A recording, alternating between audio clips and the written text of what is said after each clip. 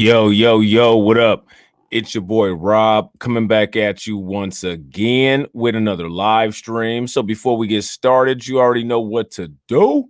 If you're not subscribed to the channel, make sure you hit the bell icon twice, smash the like button, share this video out to all of your followers.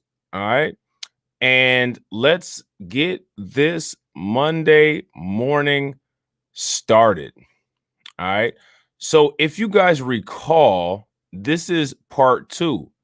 And in this part two, what we're talking about is Kanye West. All right. But in order to get to Kanye West, we got to backtrack a little bit and we got to talk about a couple things. And as usual, I have a rant. All right. There's some things we got to talk about. Hopefully, we'll be able to get some good dialogue. I want to say thank you to my man here, Candidate Salmon, who became a YouTube member. Thank you for your membership.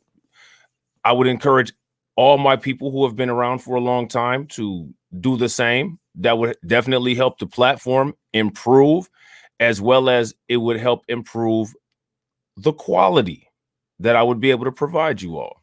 All right.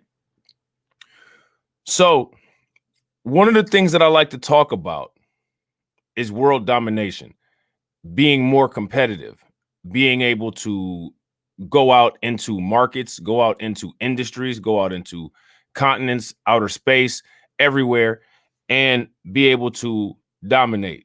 We have to change the dynamic. We have to stop asking for permission. We have to start training ourselves better.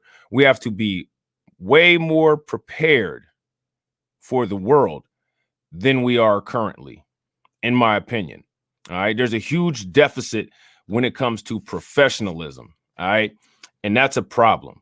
All right. Anytime we do anything, it should always be professional. It should always look amazing. It should always sound amazing. And it should always be amazing. No more, no less. All right. It should always be like that. There's no other option. Okay. Next, we have to stop failing to recognize value. My question for everybody is, do you know how to recognize value? My man Delmo is in the building. What's good with you, bro? Good to see you as always, family. Hope everything is going well with you. I got a question for you, Delmo. Do you believe that we have an issue with failing to recognize value? I think we may. All right. Because the reason why, in my opinion, we do is that every time we create something that's amazing, somehow we always sell it, despite the fact that there's many times when we have perpetual income streams, we have perpetual ways to create more sustenance and power from whatever it is that we may or may not invent. For whatever reason, instead of cultivating that perpetuity and building onto it, it seems like the easiest option or the quickest option is that we always sell it. My man Lucas is in the house. What's good with you, bro? Good to see you too, as always. That's the hardship. Value can be both material or immaterial. Value is different for every person. So my question is, if you are in a marginalized community, do you think that one of the ways to first start improving your status is to learn to recognize value, where it comes from, and how to create it? That's the question that I'd have to ask you guys. All right. And I want to know how you guys feel about that. Because, in my opinion, I don't think that there's a standard on recognizing value. And I think that because there's not really a standard on recognizing value, it's one of the reasons why there are always so many issues with, quote, selling out. Because in my opinion, quote, selling out is never a healthy thing. It's never a healthy thing. You always lose out in the end. It's like selling a stock too early. All right. So let's actually look at this definition real quick. All right. Because, I like to do this stuff. All right. So let's check this out. Yes, I agree. We don't recognize value. E.g., BET was sold. Black folks create magic without the evil, but give it away. Absolutely. So many examples. Let's name a bunch of examples of that. I always go to the example of the Negro League. What about all of the inventions that we created? You know what I mean? For whatever reason, there's some, I don't know what it is. I think that the illusion of inclusion, for whatever reason, it supersedes the value of the reality of creation. And that needs to stop. That's something that needs to be reprogrammed. All right. So here's the definition of value. All right. The monetary worth of something. Now, my question is that always a good way to look at the value of something? Because when it comes to monetary, there's present and future values of income streams. There's internal rate of return. There's net present value. There's current value and future value. You may have something and it may seem like it's worth a lot now, but just imagine if you keep it and cultivate it, how much it could possibly be worth in the future if you maintain it and study the trends properly. There's people that I know that had Bitcoin and they sold it. And look at how much it got up to, I think about $60,000 this year. But a lot of people sold it at 9,000. And sometimes people tend to get antsy. As someone whose family owns their business, it has its own hardships. Taking care of a business is hard, but the inherent worth is enormous. You own yourself and you take the decisions. I totally agree. Do you agree with that, Delmo? Now, my question is, who in their right mind, after building something up to a point of where you are, for the most part, self-sufficient, all it takes is a little bit of maintenance. Why would you sell that off when you know that you've created something that's almost a guaranteed income stream? It's something guaranteed that you can pass down to your family. Why would you sell it? Intellectual property. Why would you give it away so easy? Why do we do this kind of stuff? Does this kind of thought process make any sense? In my opinion, this kind of thought process does not make a lot of sense. And it has to stop, or else we'll continue to see things just deteriorate. There's a lot of different values that people don't value. Sometimes people don't value the investment of hard work. People don't value the investment of education. People don't value the investment of making the best decision the first time. How do we start to be able to incorporate these kind of decisions so that they're autonomic? Because remember, if we're going to create a culture of greatness, we have to do great things, and we have to do those great things repetitively until they're autonomic and happen automatically. We should be automatically producing greatness. But what's going on, in my opinion, and what I see large and wide, is that we automatically create idiocy. We automatically repeat ignorance. If Black folks held on to the brownstone houses in Brooklyn, they would be sitting on a nice asset now. Many sold their properties. Absolutely. I totally agree. And also, we have to maintain them. We have to maintain the worth. Maintaining worth is crucial. All right. So now here, definition number 2 is it's a fair return or equivalent goods, services, or money for something exchanged. Now, let me ask you guys something. For everything that we've ever sold, have we ever gotten a fair return? Have we ever gotten equivalent goods, services, or money for something exchanged? Let's start with slavery. We haven't gotten any return on that. How about the Negro League? Do you think that the Negro League was worth selling? So we have to make better business decisions. But my question is, how do we make better business decisions when you have a bunch of people who can't get along, a bunch of people who just don't want to see eye to eye, a bunch of people who aren't looking to, like Lucas said, maintain and build onto the already existing asset? How do we do that? either greed or some temporary comfort. Facts. Facts. It's immediate gratification. Okay. All of these failures can be traced back to psychological issues. All right. So that means that we need to dive deep into our psyche and untrain these bad habits. Relative worth, utility, or importance. Something such as a principle or quality intrinsically valuable or desirable. A numerical quantity that is assigned or determined by calculation or measurement. The relative duration of a musical note. Relative lightness or darkness of a color. Luminosity. The relation of one part in a picture to another with respect to lightness and darkness. To consider or rate highly. To estimate or assign the monetary worth of, appraise, to rate or scale in usefulness, importance, or general worth. Now, currently, where we are, all right, where we are as far as global competition, if we use definition number 2 of value as a verb, what is our value currently? How do we rank on this scale? What is our current value? What is our usefulness? What is our importance? What is our general worth? Isn't there a black white wealth gap? In 2053, the median of that is projected to be 0. So if we're talking about numerical values, how do we rate on a scale in usefulness? How do we rate on a scale of importance? How do we rate on a scale of general worth?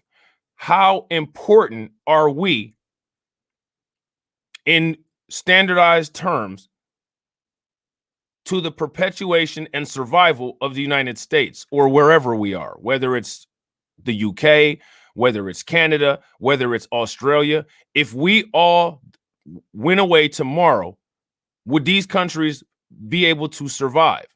Would their military still operate? Would their businesses still operate? Would business go on as usual for the most part? One thing that we have to start doing, in my opinion, is being more forceful and aggressive and savvy with our business decisions and with our strategy.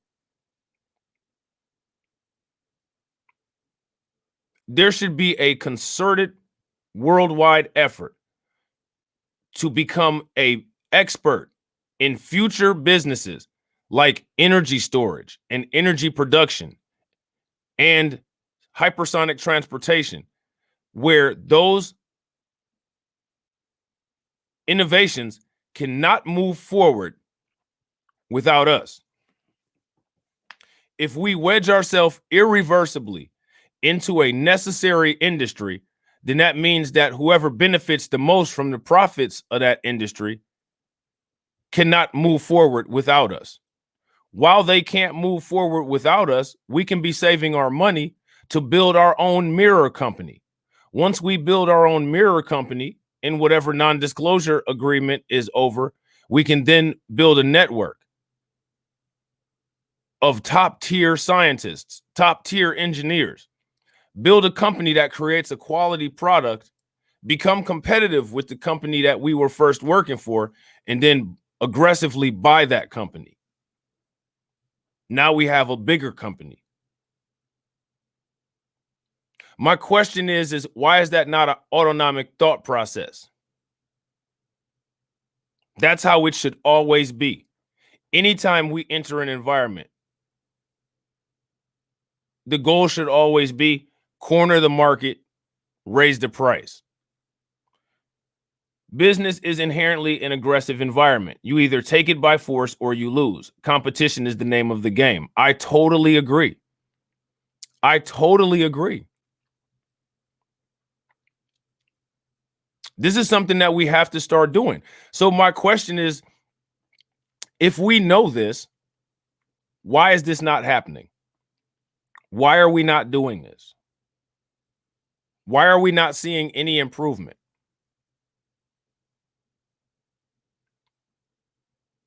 My question is, how prepared for the business world are we?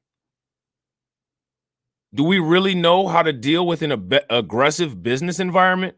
Do we really know what questions to ask? Do we really know what notes to take? Do we really know what it is we need to be doing? Your mind should constantly be on, how can I take over? How can I master this? How can I corner the market? What resources can I get from where I'm at for free to build something on my own, to be competitive?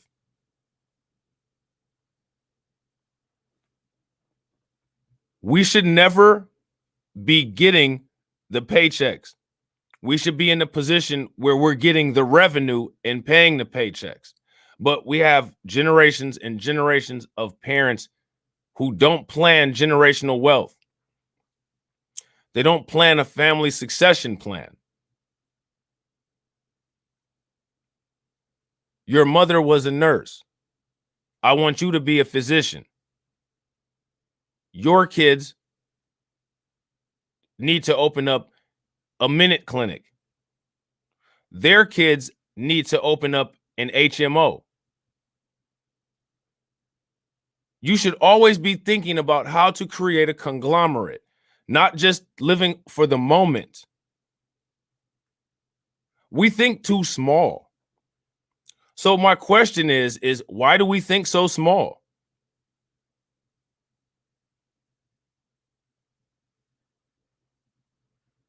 We should be thinking in giant terms. And there's a necessity to think in giant terms. When it comes to dealing with the wealth gap, when it comes to dealing with the education gap, when it comes to dealing with all of these things, we have leaps and bounds that we need to make to even be anywhere near competitive. And that's as of right now. The lackadaisical approach that I see a lot of people having, in my opinion, it's absurd. You got to ask yourself, like, why are we doing this? Lack of ambition. Yeah, I have to agree. I got to agree, Lucas. There's a very blatant lack of ambition. So my question for everyone is, how do we eliminate that lack of ambition? Because that lack of ambition is a detriment. It's a barrier to progress. One of the things that we have to do going forward is identify barriers to progress and destroy them. Lack of ambition is a huge one. It's a huge problem. So what I'd like to know is, how do we stop that behavior? Okay. Another question that I have is, where is our experience curve? Do you guys know what an experience curve is?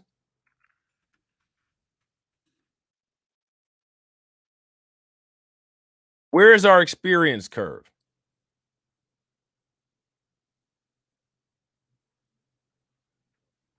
Do we even have an experience curve? If we were to show our experience curve here in the United States, what would it look like?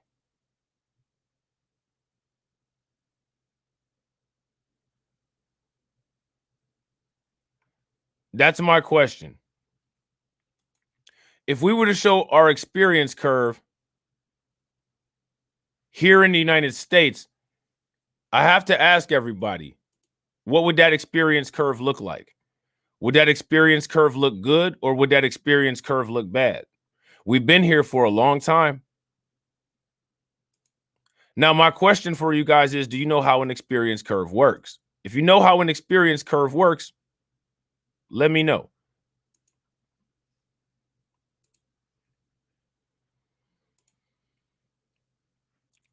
What I have up here is the definition of the experience curve. Sadly, our experience curve is flat, like a lifetime support machine. Yeah, I totally agree, Delmo. It's funny that you said that. That's literally the exact same way that I conceptualized this whole thing. That's literally the way that I conceptualized it. Now you got to ask yourself the question, what causes a flat experience curve? Why would the experience curve be flat?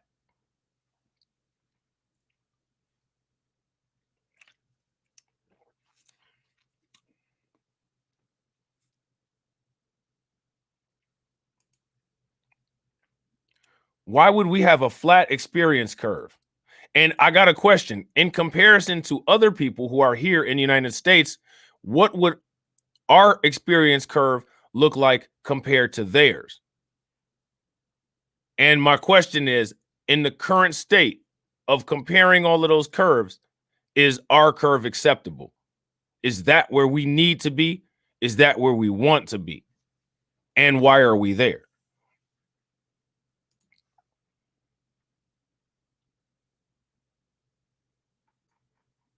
That's my question. I agree with Delmo. We do have a flat experience curve, and that's completely unacceptable. So the question that I got to ask is why? How does an experience curve become flat? You know what a heartbeat does when it becomes flat, right? That means that it dies. Whatever organism's heart is pumping at some point, and then the heartbeat becomes flat at another point. That means that that organism is no longer circulating blood with oxygen in it. And that means that the collateral organs are failing, and then they'll eventually die. So if our experience curve is flat, then that means that it's parallel with the x-axis, and that means that eventually anything attached to that experience curve will begin to fail, and then it'll die. Are we seeing that? Is that playing out right in front of our eyes?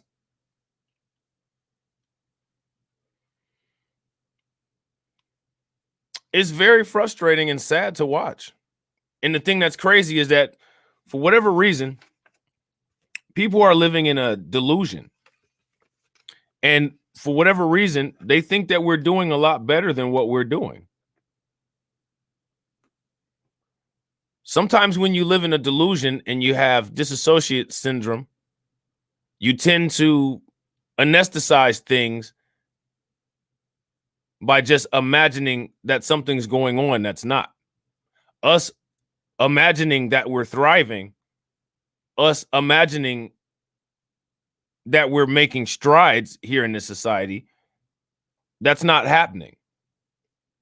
So how do we first stop lying to ourselves? Because living under this delusion is detrimental. Why do we perpetuate the delusion? Is it intimidation? Is it fear? Is it laziness, aka lack of ambition? Why do we do it? And how does it stop? How do we end it? That's the question. That's the question people should really be looking deep into their mind and soul to try to fix.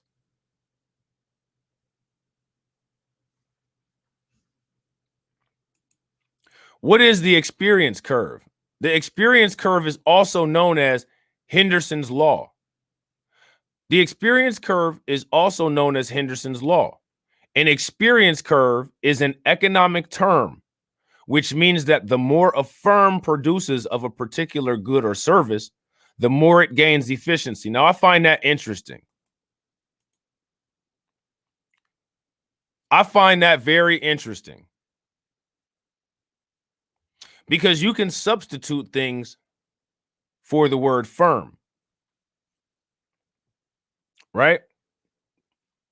You can definitely substitute things for the word firm. You can substitute an organization. You can substitute a person. You can substitute a group of people. A group of people can also be an organization, right? So let's substitute an organization. And that organization will be a group of people.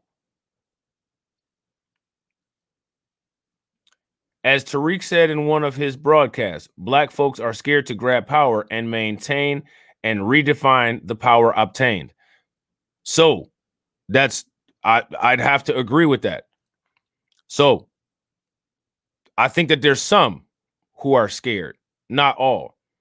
However, I think it's a large majority that are scared and they won't admit it, which is dangerous, which is one of the reasons why you see those kind of people attempt to stop, cock block, and play a hate on people who aren't scared. It's always the ones who are scared that lash out, try to delegitimize, and then many times assassinate what we would call a change agent. You see that on social media. People are scared. We really are amongst a lot of cowards. So if you're here in these videos, you, in my opinion, you're not a coward, because we talk about things here that are uncomfortable, but we look at them and try to change them. We try to figure out why they are the way that they are. I think that some people are too ashamed, too in their feelings, too weak, and too fearful to even approach any of the truths that we have to deal with. And those of us who aren't afraid of the detractors, or those of us who aren't afraid of direct confrontations with entities that have much more power than us, I think that sets us apart, and we should be rewarded for that when we finally do reap the rewards of what it is that we do right here.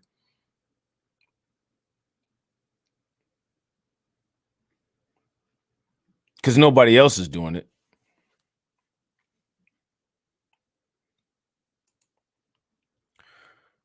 So now here it says, thus the cost of production decreases in proportion to the volume of products produced. Bruce D. Henderson and Boston Consulting Group introduced experience curves in the 1960s when they were analyzing the cost behavior of products. So let's put this into a context. You can have experience curves at good things, and you can have experience curves at bad things. If you take a look at us as Black people, what is our experience curve in? We have some good experience curves, and we got a lot of bad experience curves. We've become real efficient at degeneracy. We've become real efficient at finding stupid reasons to fight with each other. We've become real. We've gained very huge strides in committing crimes. We've become real efficient at shaming people for being intelligent. It's all about having a pragmatic mindset. Absolutely. I totally agree, Lucas. So we have experience curves in all of the wrong things. We've been engaging in these ridiculous activities, these ridiculous behaviors, ridiculous ideologies, and following idiots for the last 400 years. So we're very experienced in doing all of the wrong things. We should get a round of applause. Congratulations. Now let's look at our counterparts.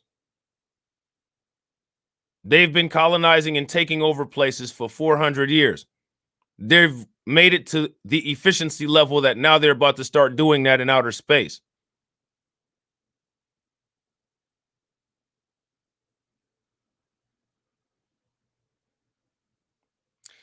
They have created media, propagandas, found ways to assassinate characters, create chaos and disloyalty amongst many groups of people on the planet, but us the worst. So do you think they have an experience curve in that? They can go somewhere and steal it, set it back up in about 20 days? You see that going on now with gentrification. They've even scaled it down a little bit. We're not going to colonize anymore because, you know, the earth is pretty much taken up. We're going to gentrify. We're going to come in, take over, kick everybody out, say this is ours. Again, we got Jeff Bezos and Elon Musk preparing to do that on Mars. So they've made it to the level of efficiency where now they're moving to other planets to do it. My question is, Asian people are also making missions to go to Mars. If we don't have our own mission to go to Mars, where do you think we're going to be stuck at?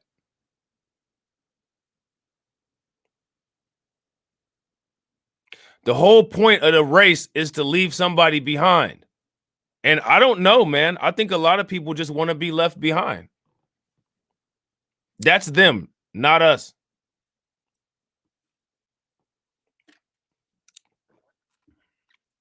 When it comes to a race, 3 people get medals. First, second, and third. Everybody else loses.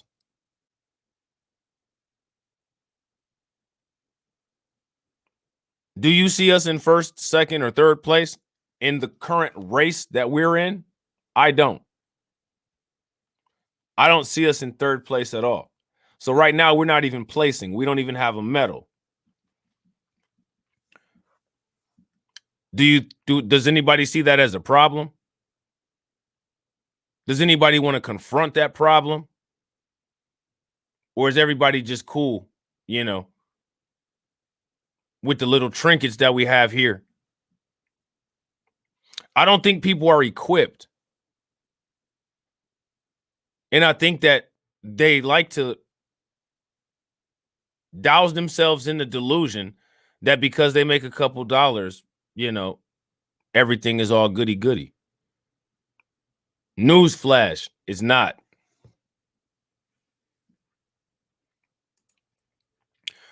So now here it says, thus the cost of production decreases in proportion to the volume of products produced. Bruce D. Henderson and Boston Consulting Group introduced the experience curve in 1960s when they were analyzing the cost behavior of products. All right. So you could also reverse analyze the efficiency of the group producing, which is what we did. Because what are we actually producing? Can anybody list anything that we're producing besides more money for white people?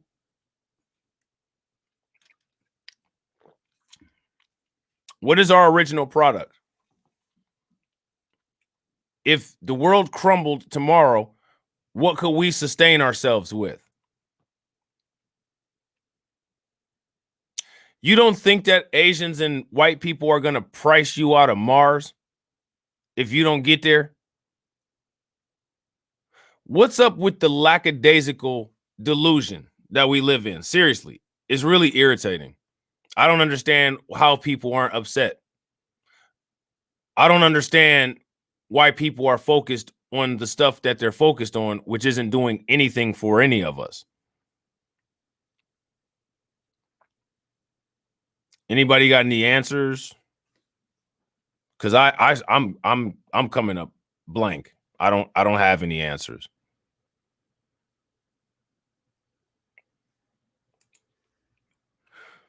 So now this is the experience curve formula. All right.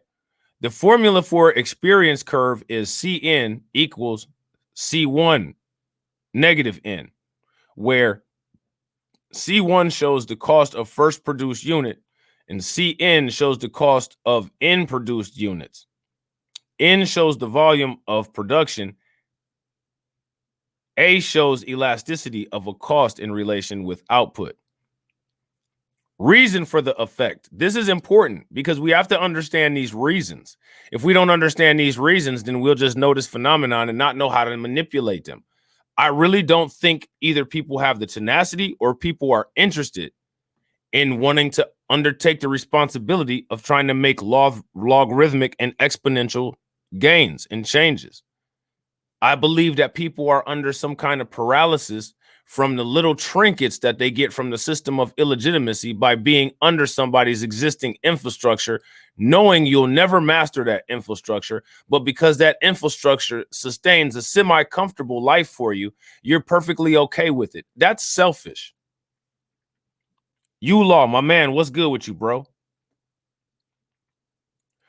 We have to improve our experience curve because, like Delmo said, we have a flat line currently, and that's not acceptable.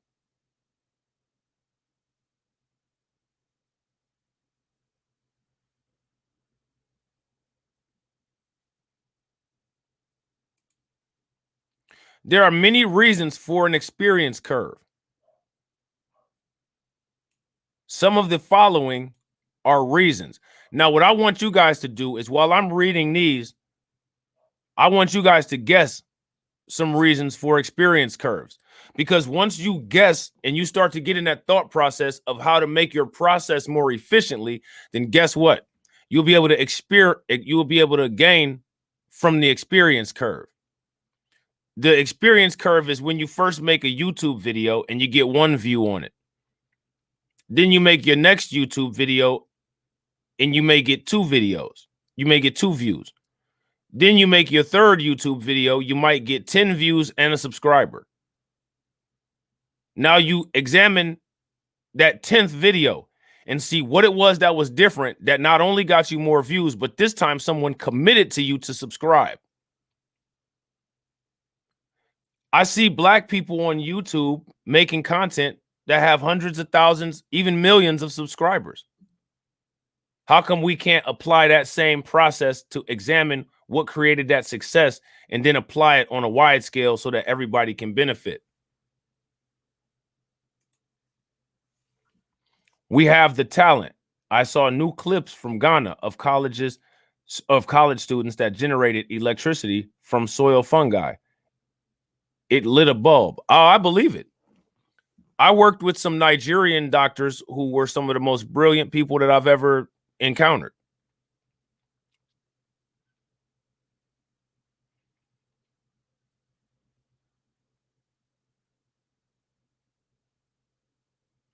Why is it that those people can't network? I have a network plan with my YouTube channel. Hopefully, not hopefully, I will realize it. And it will make a difference.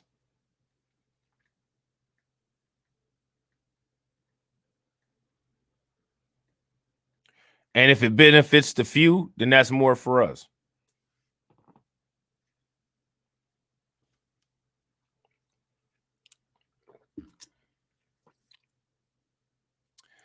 So, what are things that would help the experience curve? Labor efficiency. I mean, if you have a bunch of slaves, that's pretty efficient labor. Even slaves can get the juice squeezed out of them even more, right? As the labor force works on a particular good and service, they become more skillful and efficiently. Also, they become less hesitant. You see that? That's what I always talk about. Why is it that we're so eager and not very hesitant to pull a trigger or to sell something? But we're not hesitant to work in an autonomic fashion to improve our experience curve. Why is that the situation that we have here? You know what I'm saying? Make little mistakes. This is what I was talking about professionalism. We need to take pride in our professionalism. We need to carry ourselves like we're the masters of our reality and not like we're unearned masters of reality. We have to actually have earned material, tangible accolades and stand on those material, earned, tangible accolades with pride and with confidence. I think people are scared. I think people are scared to be confident unless it comes to confrontation with another Black person. And I want to know why. I want to hear people explain to me why. What are people scared of? What's the problem? When I was in college, I was so competitive. When I was in high school, I was so competitive, especially academic. I had to destroy everyone.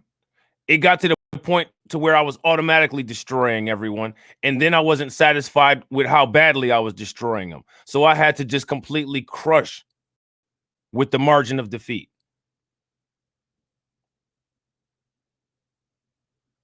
When I was in college,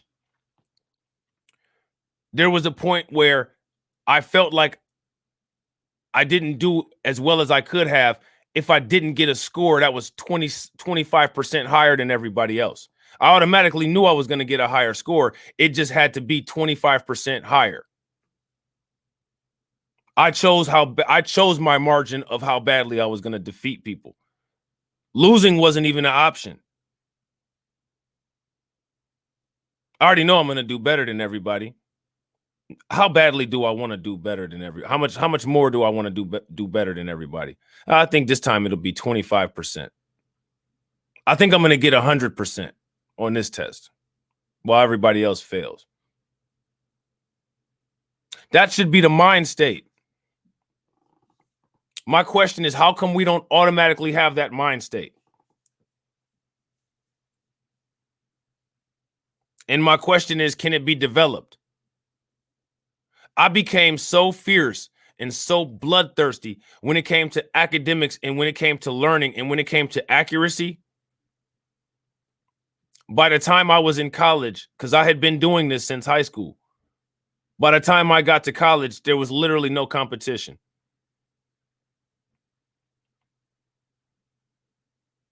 Then I took some classes after college. I had a postgraduate degree, same thing.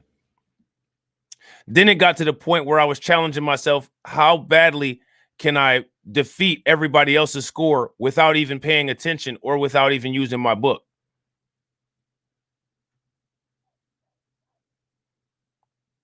That's how we should be. You remember the runner Usain Bolt? That Sha'Carri Richardson probably could have done that also in athletics. Usain Bolt used to just beat people at will. Then it would be a matter of how many seconds is he going to beat them by. It's just like Mike Tyson. It's not when I'm going to knock you out. It's how soon am I going to knock you out. It's not if I'm going to knock you out. It's just going to be what round will it be? It's not going to be a matter of you even having a chance to beat me. It's just how long are you going to survive? And I'm going to cut your survival time down.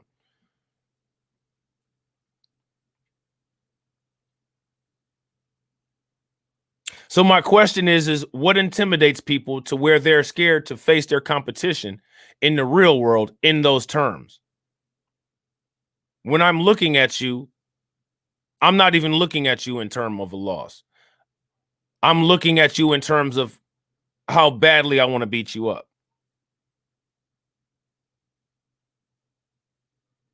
We should be walking around like that. But in order to gain that kind of confidence, it takes tenacity, mental toughness, and hard work. And you have to have a reason why you want to do it. You have to have a motive. I don't understand. People can have a motive for crimes. Why can't we have a motive for improvement? Why do we have to make up a fake reality and say, oh, we're doing so well? How are we doing well? What arena are we doing well in?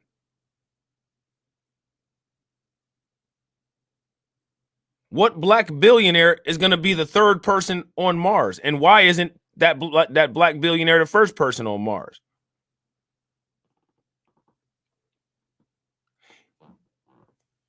I mean, my thing is, I don't even think anybody's looking to counter any of that stuff. Why we should be putting pressure on people. Okay, Jay-Z, you want to be looked at as an affluent person. What are you doing to be competitive with the other affluent men?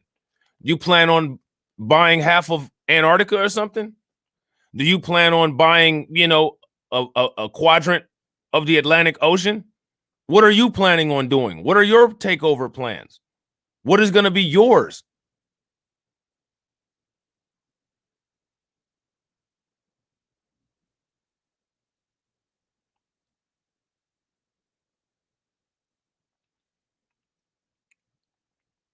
That's my question. My question is, why are we not thinking that? And why are we not demanding that? We should be demanding this kind of performance from our alleged affluent class. We should be demanding it. We should demand no less. I don't think a lot of us even have the capacity to know what to demand. Why don't we?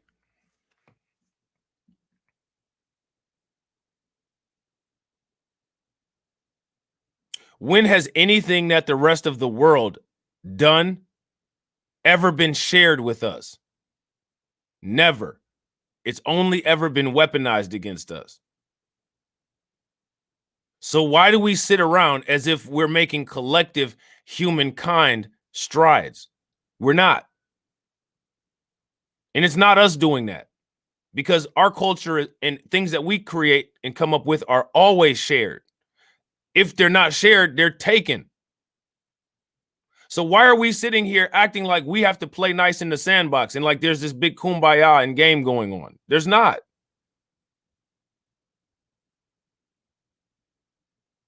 This is the real world. This is reality. Nobody's going to save us unless we save ourselves. And saving ourselves don't have anything to do with running to a different damn country to find a date. How about running to a different damn planet before Jeff Bezos and Elon Musk? That's saving yourself, black man. You know what I mean?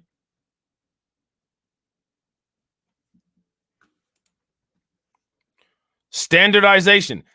Question, guys, how much do I talk about standardization? We need to standardize our process efficiencies. We need to create processes that create autonomic greatness, autonomic perfection.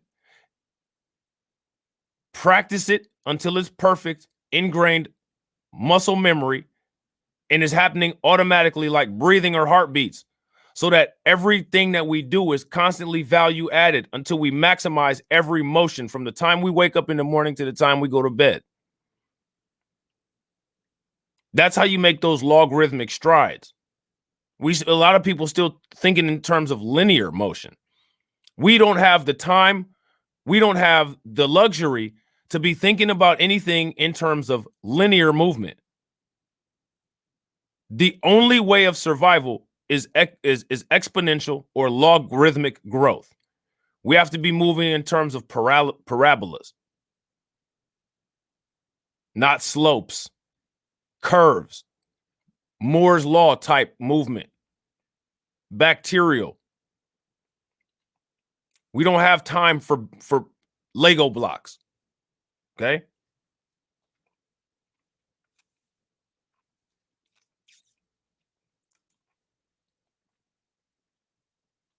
Standardization, specialization, and methods improvements. When employees are assumed to work on a specific task in which he or she specializes, they become more productive. Also, standardization of tools, techniques, processes, and materials increase organizational efficiency. This allows the firm to achieve cost reductions and earn more profits. How can we do that? My man Gary is in the building. What's good, bro? Yeah, had a good weekend, man. You know what I'm saying? Work, putting thought into creating content, hopefully to create a great, thriving group of subscribers like yourself. You know what I'm saying? An even greater, thriving group of members like yourself. All right. So my question is, how can we standardize? You standardize by repetition, correct? You standardize by making everything in the process the same so that it's always efficient across the board. Isn't that something similar to a culture? Remember that 3-hour conversation that I had with Brother Ray, where I kept asking, what is the minimum standard qualification that is unified that represents manhood? And it was different. In the hood is jail. For some people, it's athletics. No, it has to be standardized. And then I pulled the example of a bar mitzvah. Latino women have a quinceañera. Having a culture, which businesses actually have, you can go look this up. There's what's called a corporate culture. It helps to standardize the processes. A lot of Japanese car manufacturers have a culture of quality.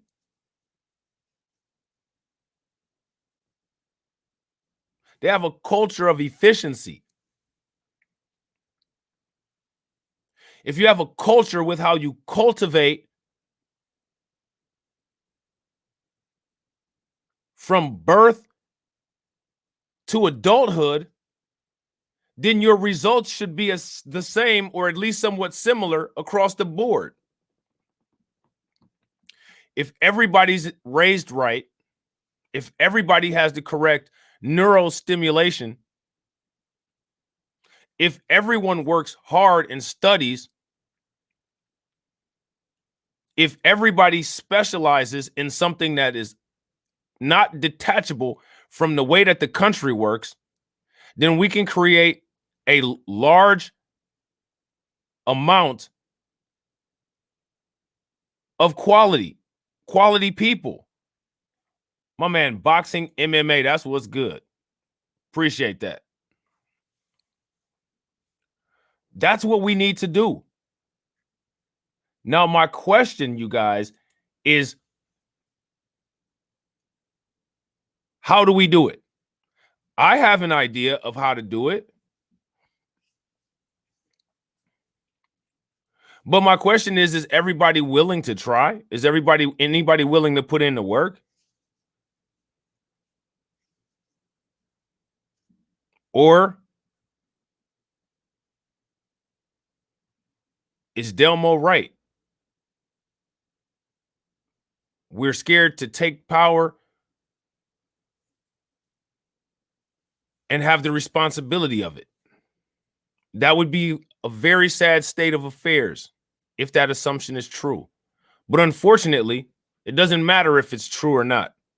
Action speaks louder than words, and currently no actions are speaking the words that Delmo is correct. I just want to know how many people are okay with it.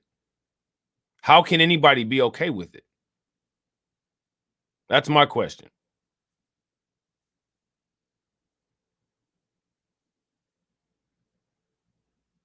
How can anybody be okay with the current state of affairs? Look at this. Technology. Technology, people, is imperative to having an upward learning curve.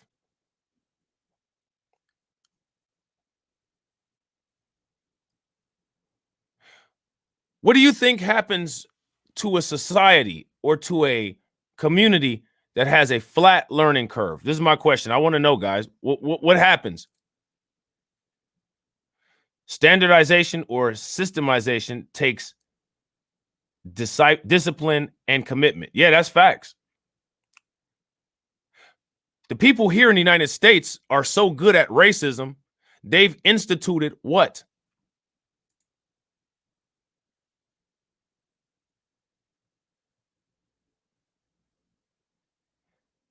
Systemic racism, where it's happening automatically without anybody even doing anything. Do you think there's an experience curve there?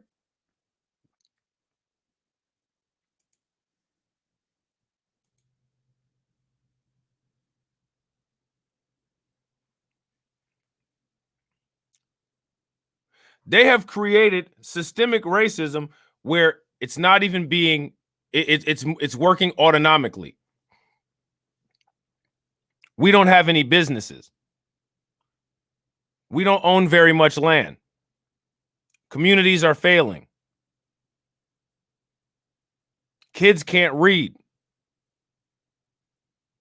It's working on its own. It's working on its own to the point where the system is doing it so the people don't have to. And then they can sit back and say, well, we're not racist. But this system is working for everyone else. Why is it not working for you? Is there an experience curve there? Is there an element of experience curve there?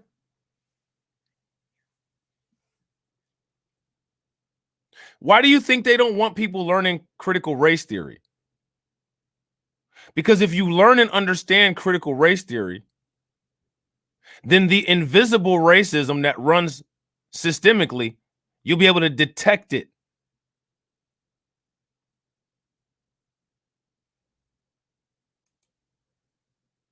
So anybody who has an issue with a critical thought exercise about racism, it's because they want the process to remain undetectable.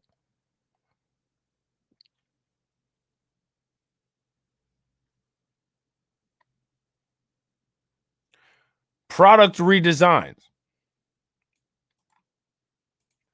As the company specializes in a particular industry, it becomes easy for them to produce goods and services in bulk at a lower price. This enables them to achieve cost efficiency. This is what Walmart does with their logistics. Walmart buys in such large volumes, it takes the unit price down immensely. Okay? We need to be moving like this, people. I don't understand why we can apply these things to the street, but we can't apply them where they matter, though. Why is that? Why can't we apply this stuff where it matters? Where it matters is financial markets, technology, academics, science, the global economy.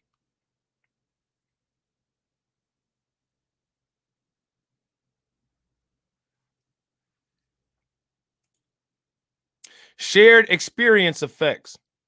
When similar goods and services share common operation functions, the efficiency achieved from one product may be applied to other products as well. And hence, experience curve effects are reinforced. What if we have a generation where there's the most doctors that there's ever been? And then those people have a generation of 50-50 doctors and surgeons.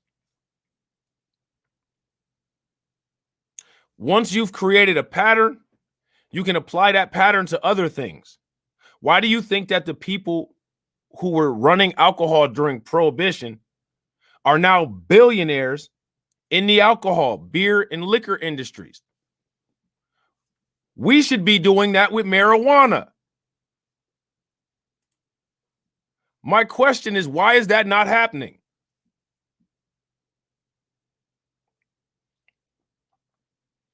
When is the last time there's been a boardroom meeting? When is the last time there's been written objectives? When is the last time we've looked at a dry erase board and said, we're here, we need to be here? All we have is a bunch of people barking nonsensical stuff that's not getting us anywhere. People have been talking the same stuff for the last 400 years. Talking the same stuff for the last 400 years, and guess who about to be on Mars? Nobody that looks like us. Then when there's a civilization on Mars, are we going to say we was the original Martians? We going to do that? Are we going to do that whole thing?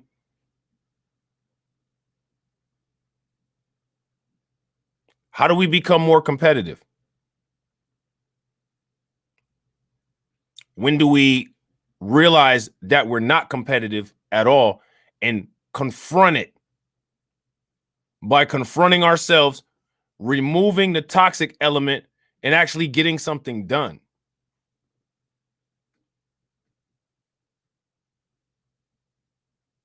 Learn how to work with each other. Learn how to just be mature and understand that everybody don't have the same, beliefs. Everybody doesn't have the same thought process. You don't have to fight somebody because somebody is a Christian or somebody else is an atheist. None of that matters if everybody's dead or subjugated.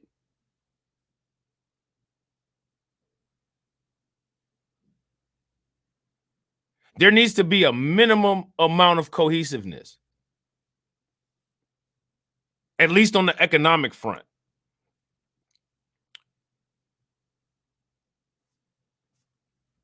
I'm curious as to why people aren't irritated that that's not happening. And if it is happening, if I'm severely misinformed, by all means, please show me the black owned business in Silicon Valley. Please show me how much of a percentage black people have of businesses on the NASDAQ or the New York Stock Exchange. If I'm mistaken.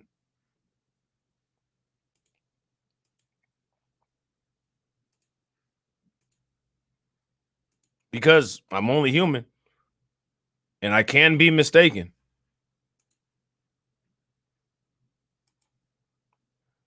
Experience curve effects.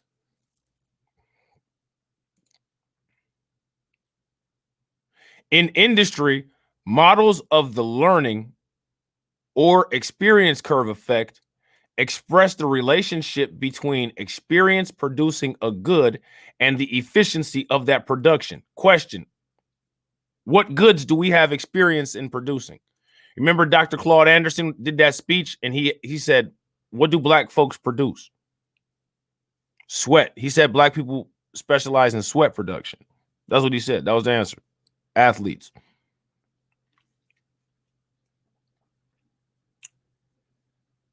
What do we have an experience curve in producing other than kids in crime? Anybody got any answers? What are we better than Facebook at? What are we better than YouTube at? What are we better than Google at? What are we better than Twitter at? Speaking facts. Yeah. Unfortunately, I wish that I wasn't. I really wish that I was just being overly critical. I really wish that I was just blowing smoke. Let me help myself out with that delusion.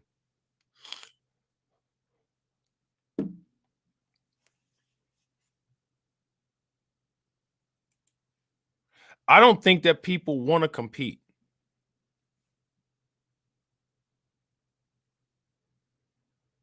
But if you don't want to compete, then you just need to be honest and say, you know what? I can't compete.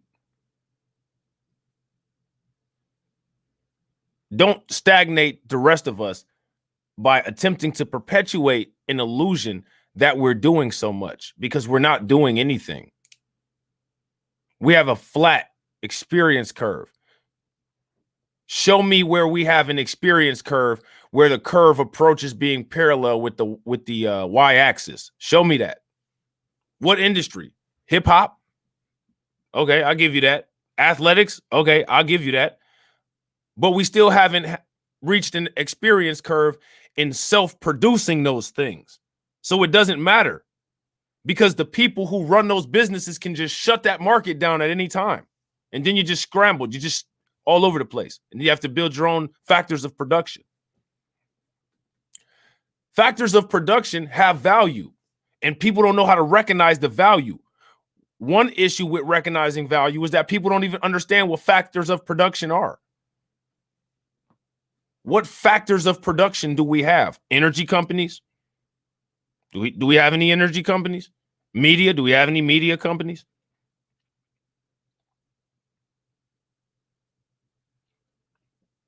Anybody? Do we plan on getting any anytime soon?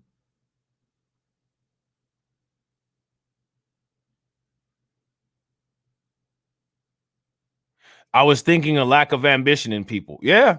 I mean, the thing is, Gary, you don't even have to think that.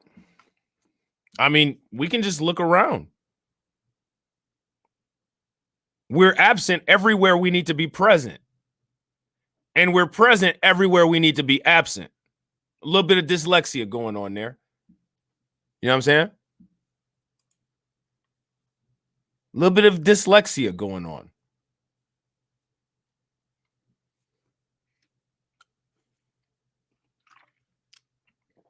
My question is, how are people okay with it?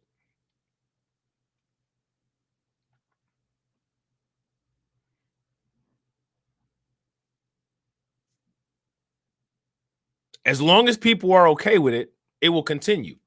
So as long as people are okay with this, then that means that it's kind of difficult to justify talking points about any other complaints that people may have in the world. The reason why a quote supremacy exists, well, I mean, look up the word. What does supremacy mean?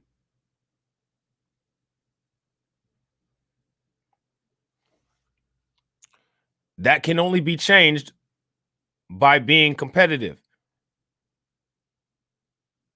Is there a competition for supremacy going on right now? I don't see one, possibly between Asians and white people.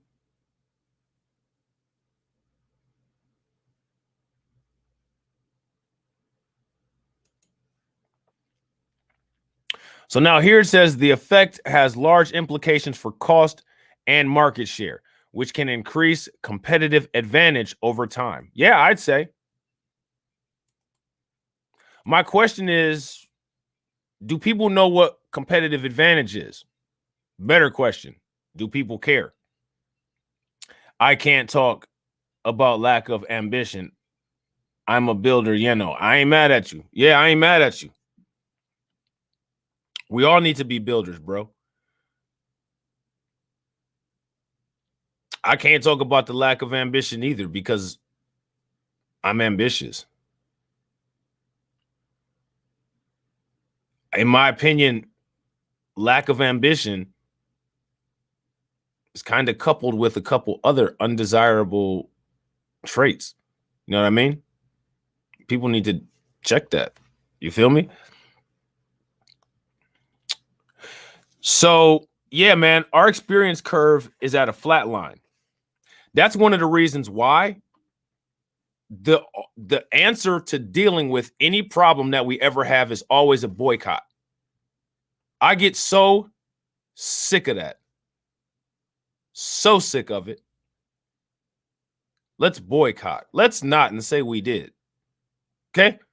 Next time y'all think about boycotting, let's just not and say we did. And let's actually do some shit that's going to change something.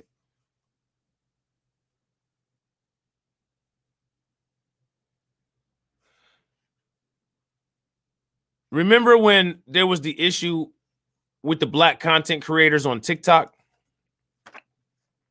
What was the answer? We're going to boycott. You know what TikTok's answer was for that? Now we're going to add in some kind of interface like Monster, and we're going to accept resumes, and we're going to do job networking. That was their response to, you know, black content creators boycotting. They're still around. Everybody's still on there doing the same thing. What did that do? This is why I ask these questions. When these bright ideas are conjured, when they're enacted, I always ask, well, what did it do? What did it change? What's the tangible result? What did it accomplish? Did it make people feel good? No, I didn't go on TikTok for a week. I mean, you should always detox from social media every now and then anyway. But how did that improve your value? How is that going to stop what was going on? How is that going to stop TikTok from blocking you out of their algorithm? How is that going to stop other people on TikTok from stealing your content and making more money off of it and getting more views from it than you? How is that going to stop any of your fundamental issues that you had a problem with? How is it going to guarantee that it stays stopped? Weak sauce. Boycotting is weak sauce.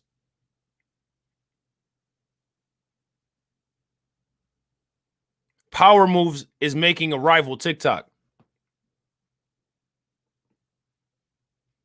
If our factors of production, if we produced a lot of software engineers, then when we see TikTok abusing us, then we could produce a better TikTok and put them out of business. That's the kind of consequence that needs to happen. Is that just a little bit too hard? Take a little bit too much work? A little bit too scary? F boycotting and cancel culture, no good comes from it. You're right, brother. Yeah, no, I agree. The real actual cancel culture, the real actual cancel culture should be, guess what? We came up with something that's 10 times more powerful than TikTok. It integrates into YouTube so that when you download your TikTok video, it automatically downloads into YouTube Shorts. We not only did that, but we also added in an algorithm that optimizes your video for every social media short program that you upload it to.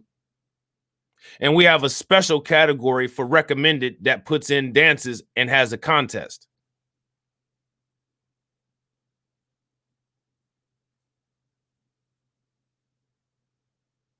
We just killed you.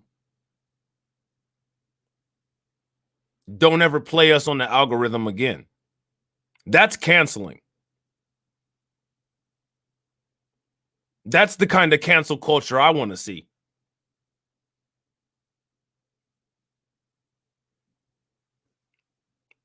Will I see it before I die? I don't know. I'm kind of old. Clearly, people move slow. You know what I'm saying?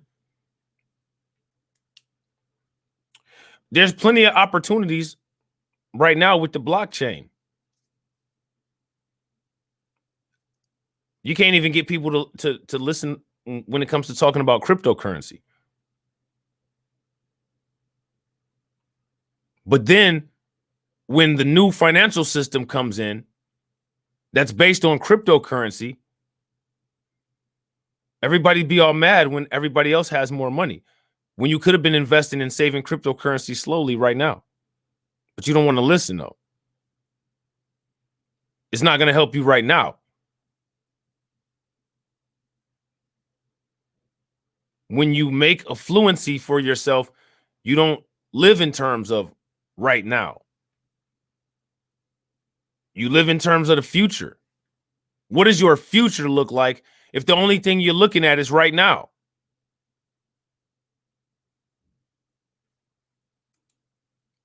I don't really understand the difficulty with these normal, basic concepts.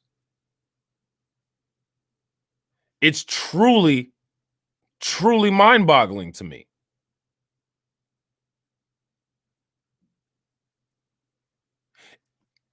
It is truly mind-boggling. Did you hear about Candace Owens coming out with a Patriot phone, non-Google or Apple smartphone you can download apps to, even Parler, InfoWars apps too? I mean, I actually did a video about some stuff like that when Trump first got kicked off of Twitter and when he got kicked off of Facebook. The first thing he did was he came out with a platform to be able to communicate with his constituency. Now, whether people like Trump or not, I mean, that's exactly what you're supposed to do. You don't just sit there.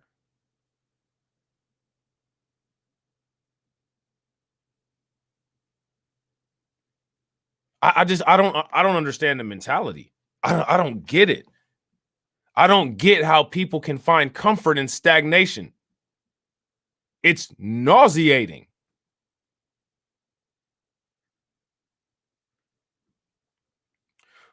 First phone, Google or Apple, etc. systems aren't in the phone. Yeah, that's a good thing.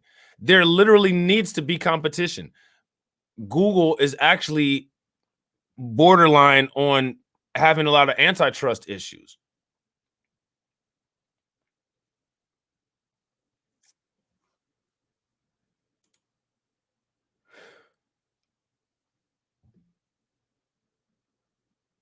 I'm just like, every day when I look and when I see what the rest of the world is doing, then I look at what we're doing. It's just mind-boggling. And then when I hear people say how good we're doing or how good some people are doing, I try to find where, and I don't see it. I don't see it. I don't see the good, people. And people like an echo chamber. You know, they like to have an ego stroked. Oh, yeah, we're doing good. No. Mm-mm. Nope. We're not. Should always want to do better. Maybe if people understood factors of production, they would have more respect for value and not sell every time they create something of value. It's not that the value can't be created. We see the value created all the time. The problem is that idiots decide to sell it.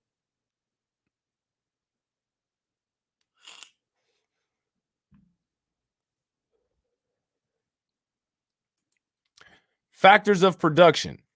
In economics, factors of production, resources or inputs are what are used in the production process to produce output. That is finished goods and services.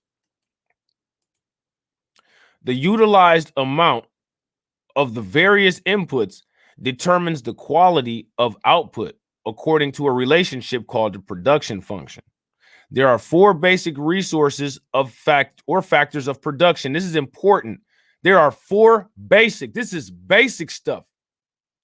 Basic. We're talking 1,000 level stuff, freshman level stuff that people that allegedly have MBAs and people that allegedly are affluent clearly haven't even grasped. Land, labor, capital, and enterprise. My question is, when it comes to Black people, out of the four, which are we leading in? And out of the four, which are we the least in?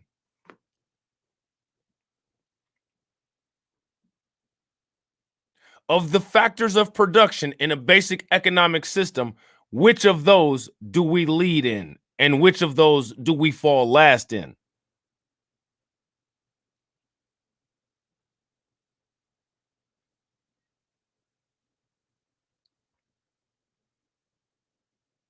That's the question.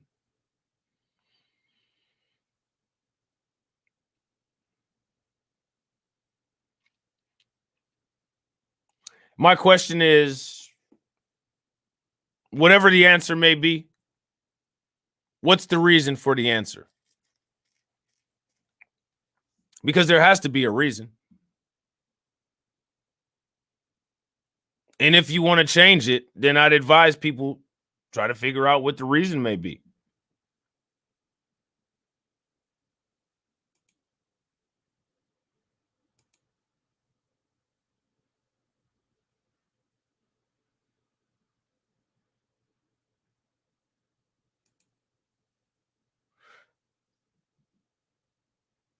So what is the reason for that?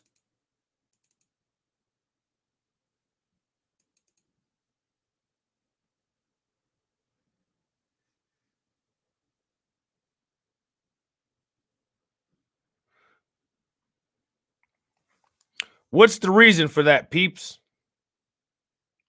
Labor and capital. We lead in labor, working for a company, and we lead least in land, capital, and enterprise. Oh, yeah, that's facts, Delmo and Gary. That's definitely facts. Now, my question for you guys is why? All right. Why is it like that? It could be all three for least. Yeah, absolutely. Now, my question for everybody is why? All right.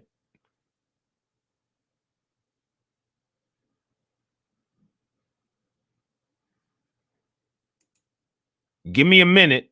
I'll be right back and we'll get right back to it.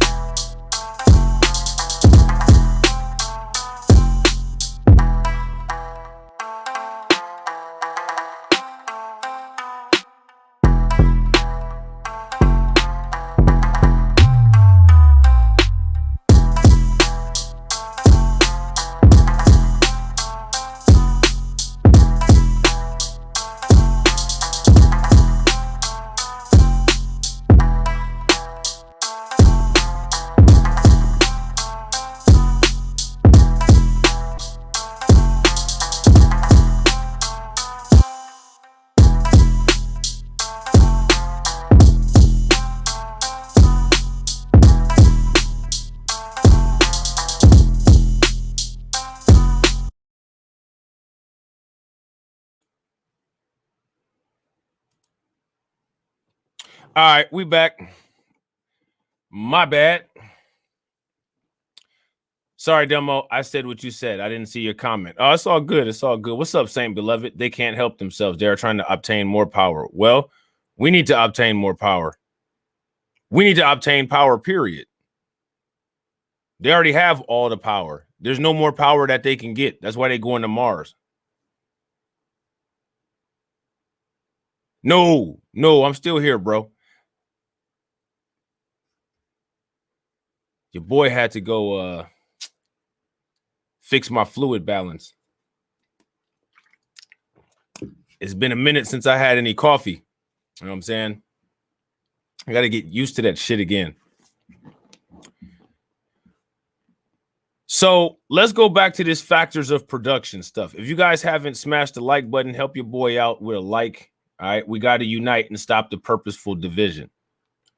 Well, we didn't divide anything. That's the problem. Anytime we try to, quote, pull ourselves up by the bootstraps, it's called purposeful division. We got to do what we got to do so that we survive. We don't have time to play with people who don't know what they want to do. We don't have time to play with people who benefited from what the Illuminati set up and now are acting as if they have an issue with the Illuminati. We don't have time for that. So my question is, land, labor, capital, and entrepreneur. I think we have a lot of entrepreneurs and we lack these three. So I'm with Gary and Delmo on that.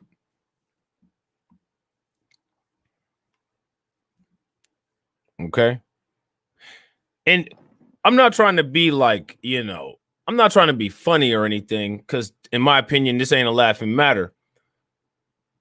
But it seems like the collective, per se,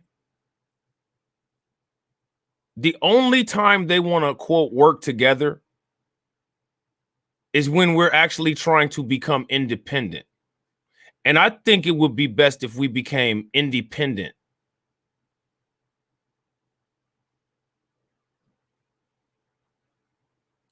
There's nothing wrong with having a strong global collective, but there is something wrong with when the people who pretty much,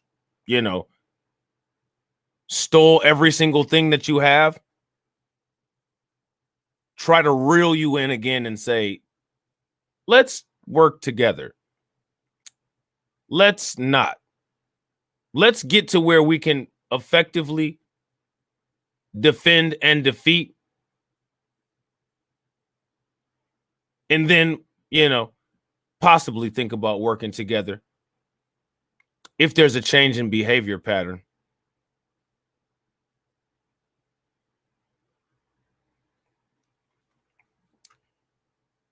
You know what I mean? So now here it says the factors are also frequently labeled producer, goods, or services to distinguish them from the goods or services purchased by consumers, which are frequently labeled consumer goods. There are two types of factors, primary and secondary. All right. The previously mentioned primary factors are land, labor, and capital. Materials and energy are considered secondary factors in classical economics because they are obtained from land, labor, and capital. You see this? We talked about that earlier. Isn't it interesting how we're cut out economically from all of these things here in the United States? Why would we work together when we've been strategically cut out of this stuff? When we have to figure out things like this and do live streams like this to figure out how to take it. When we've been purposely strangulated out of all of these things, why would we want to work together when we don't have any of this stuff? And the people that, quote, want to work together have it all. That sounds like a dictatorship to me. And I think we've been dictated and been dictated to long enough. A reason Black society hasn't led in factors of production is historic banks denied us loans and businesses destroyed. Post civil rights, we have operant conditioning to cultivate businesses. Facts. And also, we don't have any land because our continent has been completely overrun by the same people who claim they want to work together now.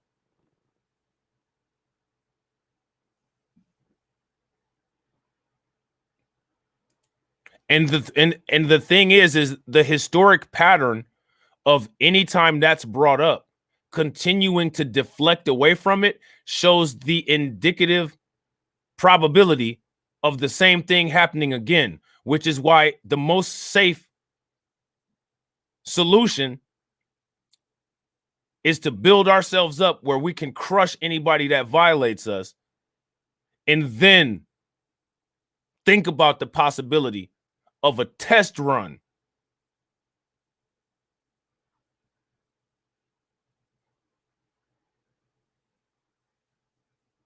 That's what makes the most logical sense. It makes the most logical sense to not swim in a pool of piranhas while you're bleeding. I don't understand why the thought process is just to continue to repeat the same things until it somehow, despite no logic and no supporting fact, will make sense. It doesn't. It doesn't work like that in nature. It doesn't work like that in business. It doesn't work like that anywhere. That's part of the American illusion and how we've been lied to and tricked.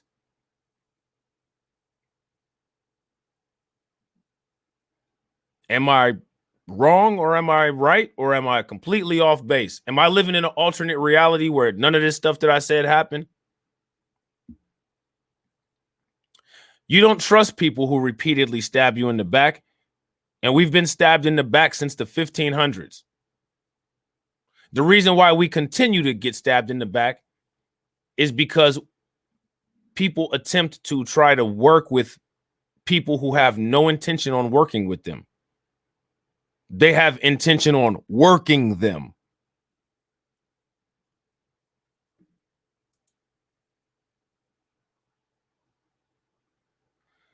So what we need to do is get factors of production. That's one of the things that the priority should be, because we don't have any. So that's another thing too that you have to ask yourself. If we don't have any factors of production, how can we work with others?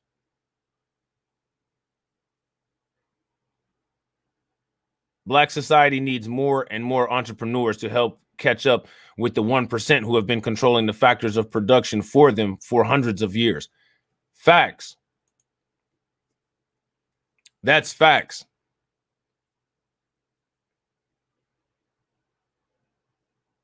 That's big facts.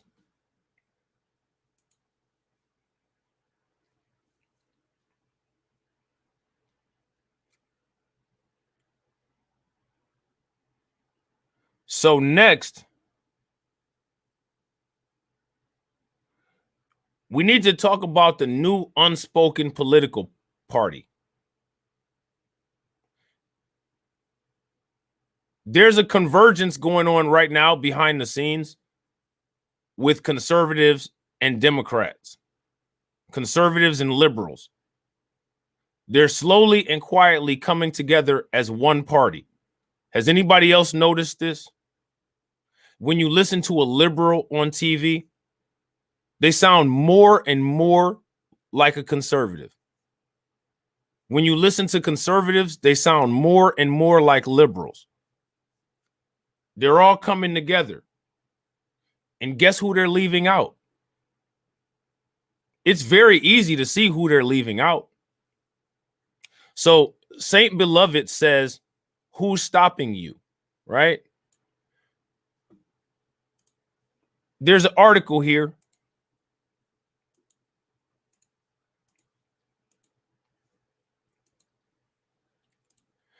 And this article says that Black Americans are still victims of hate crimes more than any other group. A government that gives a group that's not being attacked as much as we are and has not been attacked as much as we are historically, a government that does that is what's stopping us. I don't understand what's difficult to understand about that. A government that redlines, a government supported by a population that literally thinks that slavery wasn't racist. A delusional population with a government ran by that delusional population is dangerous.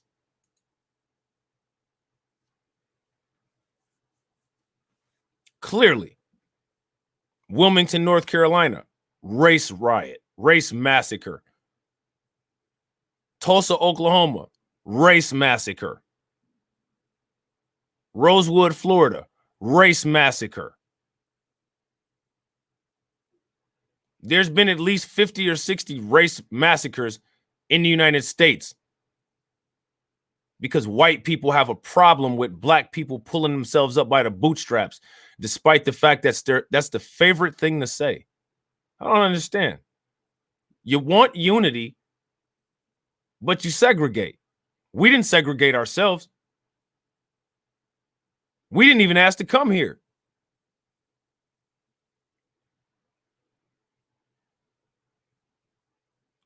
Illegitimate system.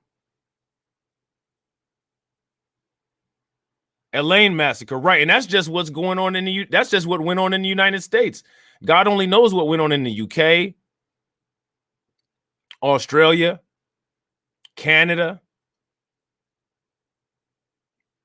We're talking about the United States of America. I don't know and I don't care about other races. I'm talking about what the United States has done to my race. And if you're talking about white on white race massacres, I don't know how that's even possible. How is the Bolshevik Revolution or the Holocaust a race massacre? That's white people killing white people. Notice how when we talk about race massacres in the United States, we don't talk about the Rwandan genocide. Do you notice that? Because that's not a race massacre.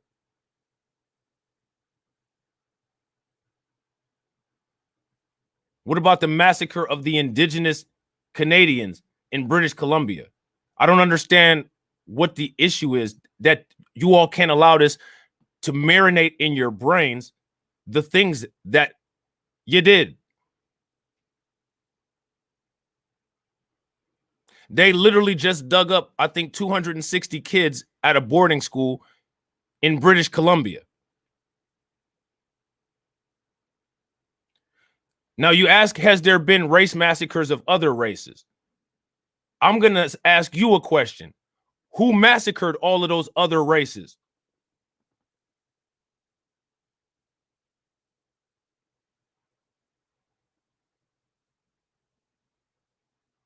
I don't think Zulu people were in Russia massacring Bolsheviks. I don't think that happened.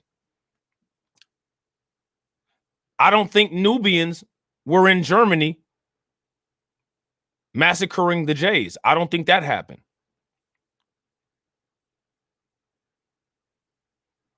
I don't think that it was the Black Baptist Church that was in Ireland killing Catholics and Protestants. I don't think that happened either.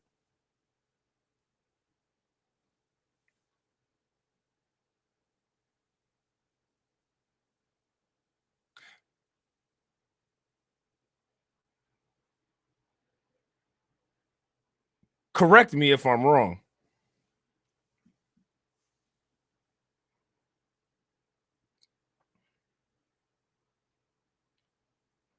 So people really need to pay attention to the politics in 2024.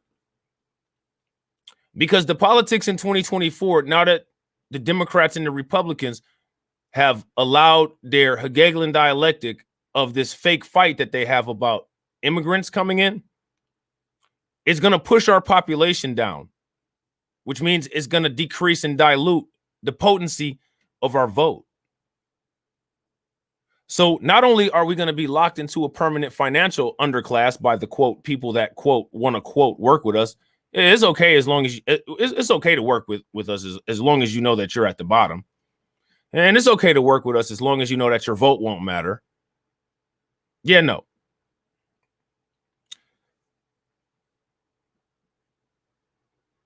You will start to see in 2024 that these political parties will start to do more and more bipartisan work, starting with that infrastructure plan that locks us out.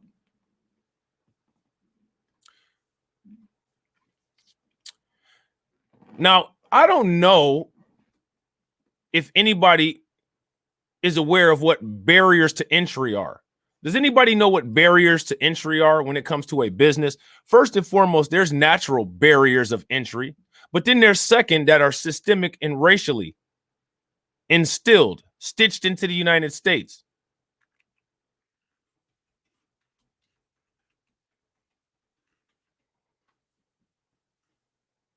So my question is, what are barriers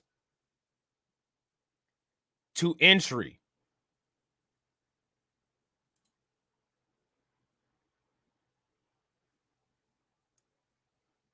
Does anybody know? If you know what barriers to entry are, type it in the comments. Because clearly, I mean, it's just that easy. Come on, Delmo, let's just go make a business. Let's just go right now. Let's just get it. Let's just get it cracking. There's men and women who clearly think you can just Thanos snap an enterprise into existence. I've never had the privilege to just believe something and it be right. There are people out there that have had that. I'm not one of them because the Illuminati never set up a system of global supremacy for me. But I can tell you how business works. 8 examples of barriers to entry and their definitions.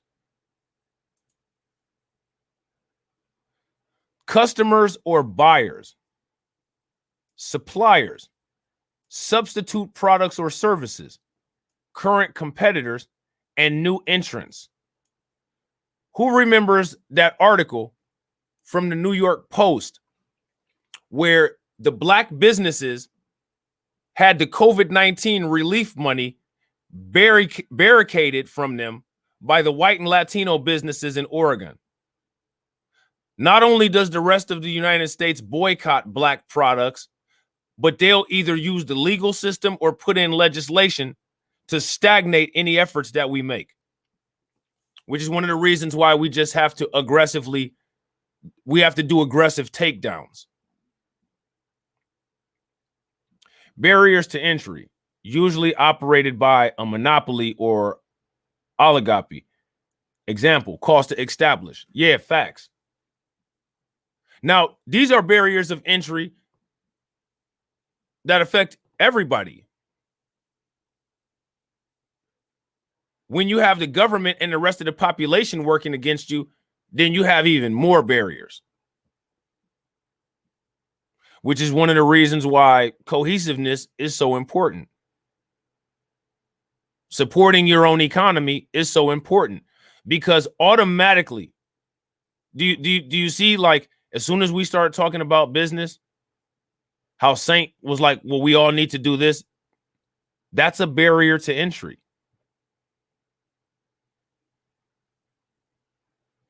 We don't all need to do shit. You all don't need to do a damn thing.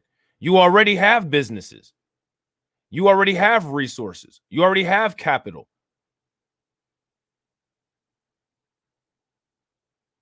Who's making barriers? See, the thing is I don't know if you understand this or not, but when it comes to establishing a business, there's called strategic planning. Okay. In strategic planning, what you do is you talk about things like barriers. You talk about SWOT analysis, strengths, weaknesses, opportunities, and threats. You talk about things that you may encounter. Okay. And when you talk about things that you may encounter, that doesn't mean that you're putting up your own barriers. That means that you're strategizing ways to knock those barriers down. But again, that's that subconscious, like not wanting to see other people succeed or thrive unless you're entrenched in it. It's greed. You have all the gold in the world, and I found a little gold chain, and you want to share the diamonds on it. No. Why would anybody do that? You have $1 million. I found $5 on the pavement. Well, let's share it. You have 250 and I have 250. First of all, why? Second of all, you already have $1 million and you want my 250. That's the literal mentality of the government and 90% of the population at large.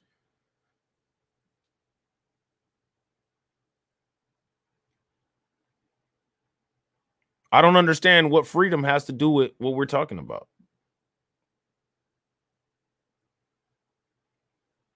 Nobody just doesn't have freedom to walk around. There's economic constraints. There's social order constraints. And like I have to tell so many people, because you've never experienced them doesn't mean that they don't exist.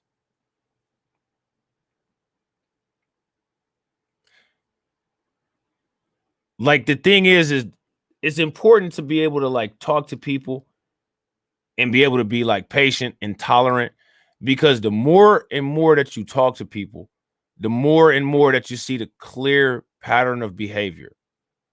And in order to see the clear pattern of behavior, you have to deal with these grueling conversations of purposeful not understanding and why don't we all just do this and why don't we all just do that. It amazes me how white people can literally just come out and just say that they hate black people, call us the N-word, everything. And we talk about trying to do business, trying to create economies and improve our social status. And somehow they figure that that's the racism. Like the delusion is real. You're literally watching it in real time. You know what I'm saying? That's one of the reasons why I say engagement is futile. There's no point.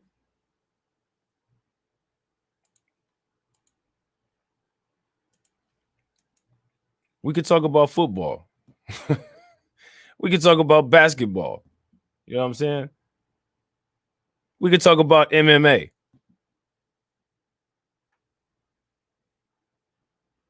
Can't talk about everything. You know what I'm saying?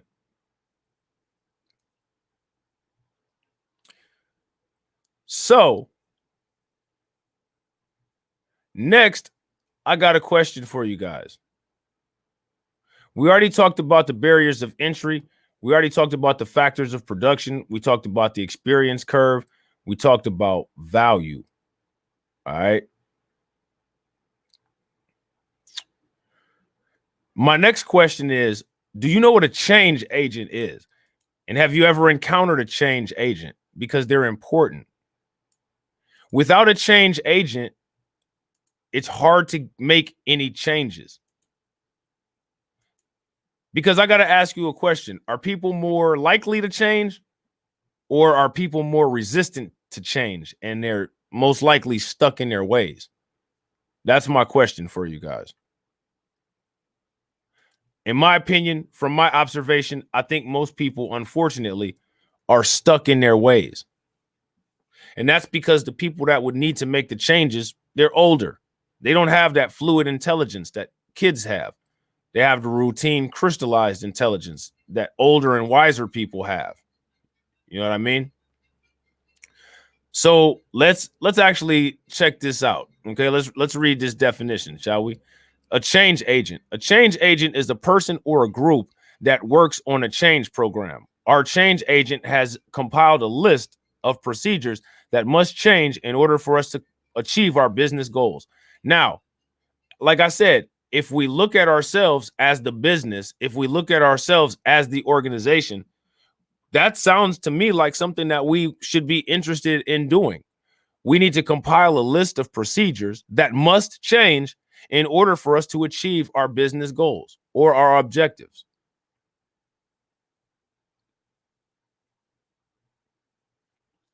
People more likely not to change due to operant conditioning. Absolutely. I totally agree with that. So, in my opinion, it's most beneficial to weed out the people who aren't capable of change and attempt to deal with people who are compatible, that are willing and able to change.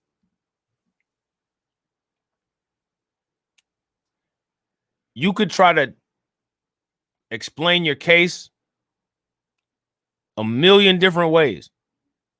They're not going to listen. They're not going to change. They're not capable of it. There's two kinds of constraints that we should learn and be able to easily identify and come to grips with: our own and everybody else's. You'll save yourself a lot of time and a lot of wasted heartache. Okay. A change agent is also a person or a thing that encourages people to change their behavior or opinions. Two important studies have emphasized that students can be change agents in learning and teaching. And that's true.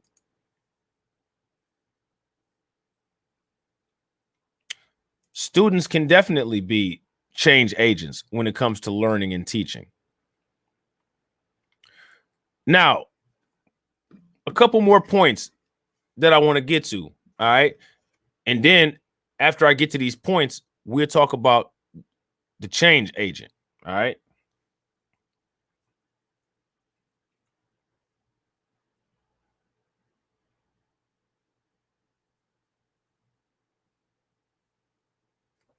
Let's see.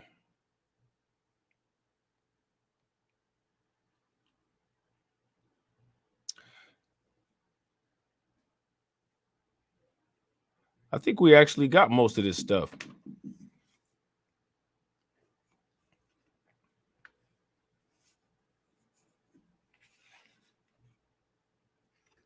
Yeah, I think actually we did a good job. I think we got to every bullet point that I wanted to talk about. So we can actually now get into the article. All right. So if you haven't hit the thumbs up, the like button, help your boy out. Smash that like button. Share the stream out. That'd be great if you guys are able to do that. And I have a question for you all. There was an article in Newsweek. All right. And this article in Newsweek, it asked a very important question. And I'm going to show you exactly what that question was. All right. What do y'all think the question was?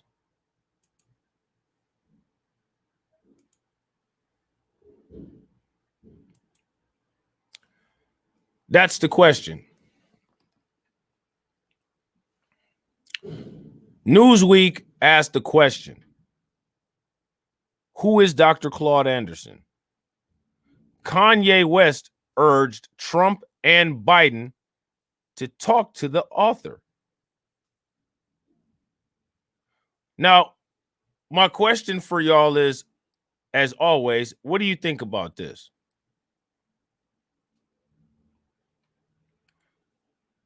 Kanye West urged Trump and Biden to talk to Dr. Claude Anderson. What do you think about that? That's my question. What thoughts come to your mind immediately?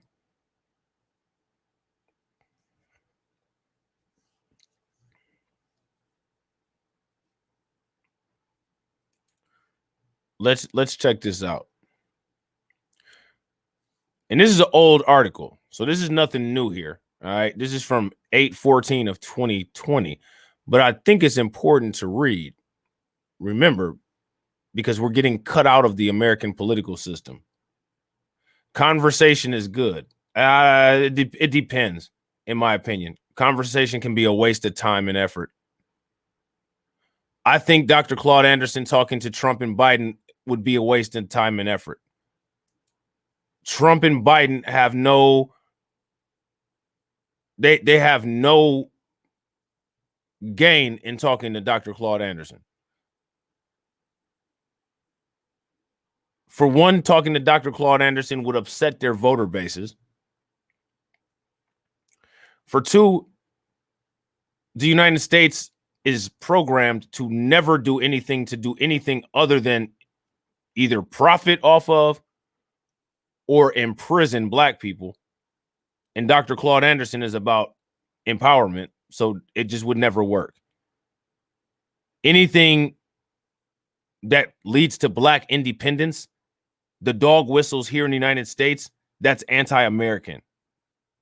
So there's no way a president will ever meet with anybody that has good intentions for the momentum of black people. It'll never happen in a million years. It's not a lie. If you are saying that that's not true, then you're actually the one that's lying. There's literally been laws on the books that are anti-black. This is the level of delusion that we deal with. And this level of delusion will come out even more in this article. See, if you have somebody that just gives you money all the time, you know, like a sugar daddy or a sugar mom, then of course you want that person to stay around because that person is a resource. They'll just hand you money. They'll just produce you capital. They'll just let you drive their car while getting nothing back. As long as that's the relationship between the United States and black people, then everything is fine. White people are happy, Asians are happy, Latinos are happy, and the political parties, the left and the right, are happy. If I'm lying, then you have to ask yourself, why is it that every time black people had independence and economic power in their respective communities, again, Wilmington, North Carolina, Tulsa, Oklahoma, Rosewood, Florida, if that's the case, then why did the people and the government burn it down every single time? If I'm the one that's lying, explain to me the actions of the people who are also part of the government per the Constitution.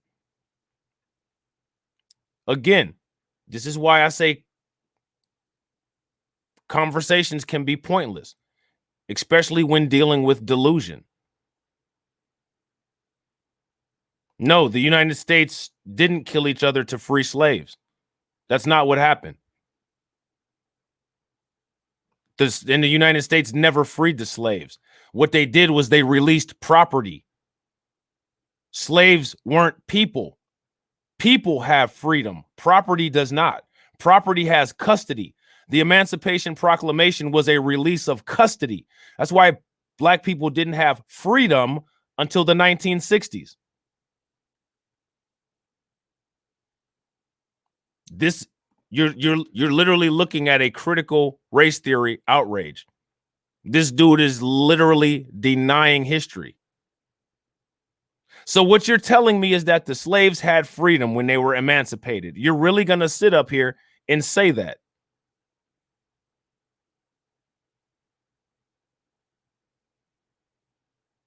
You're really going to sit up here and lie about the United States crimes against an entire race of people like that? Would you do that to Holocaust survivors? Would you question the number? Would you question if it happened?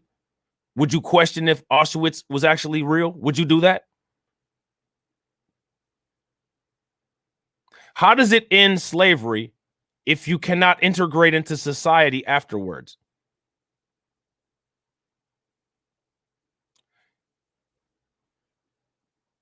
How does it end slavery if they didn't have the same rights as other non-slaves? Explain that. Dred Scott case and 13th Amendment show black Americans are still under bond by the system. Facts.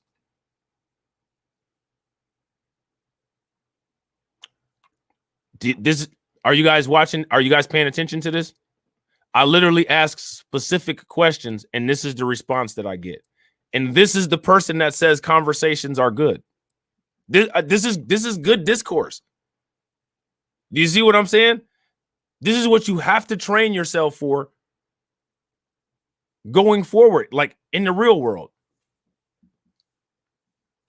Again, none of what you're asking has anything to do with what we were talking about. What rights do you have that I don't? You came from a family that when they came here, they were allowed to purchase land. That's one. Do you want to go down the list? You have the right to generational wealth. I don't. Yeah, you're the only one being exposed. You are literally validating every single talking point that I make in my videos, every single one. It's a real-time example, and you're doing a great job. You have no clue. It is a right. Are you serious? Not having generational wealth is not a right? Are you really saying that?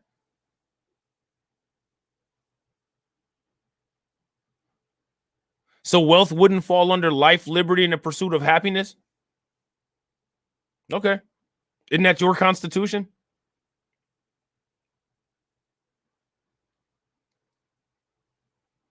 Don't we have a right to capitalism? White people lived under capitalism the entire time they've been in the United States. Up until the 1960s, blacks lived under a socialist tyranny here in the United States. See, conversation is already won. This dude is calling names. When your family came here, they had the right to buy land. If your family wasn't capable of developing generational wealth when they had more rights than 30% of the population who was already here, that's their problem. They had the right to that opportunity. They didn't exercise it. But these are literally the same people that say that we play the victim. If you can't be competitive when 30% of the population is locked out of opportunity that you have access to, that's a failure on your and your family's part.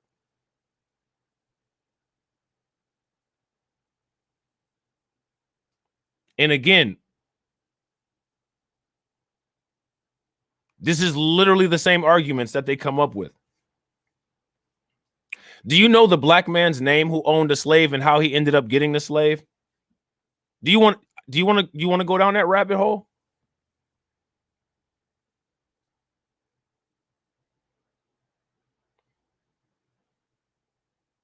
You should stick to Vikings and four-leaf clovers and leave the black history to us.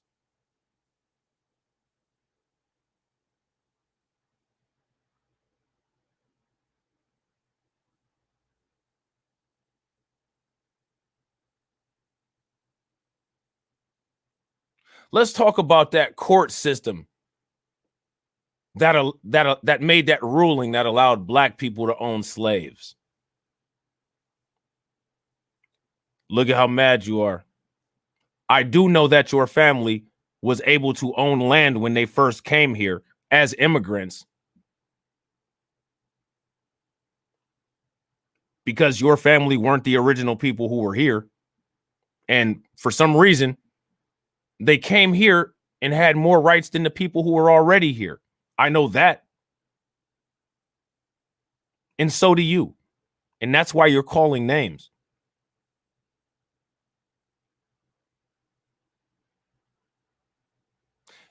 Did they come in the 1900s? Did they come in the 1800s? Or did they come in the 2000s? Three choices.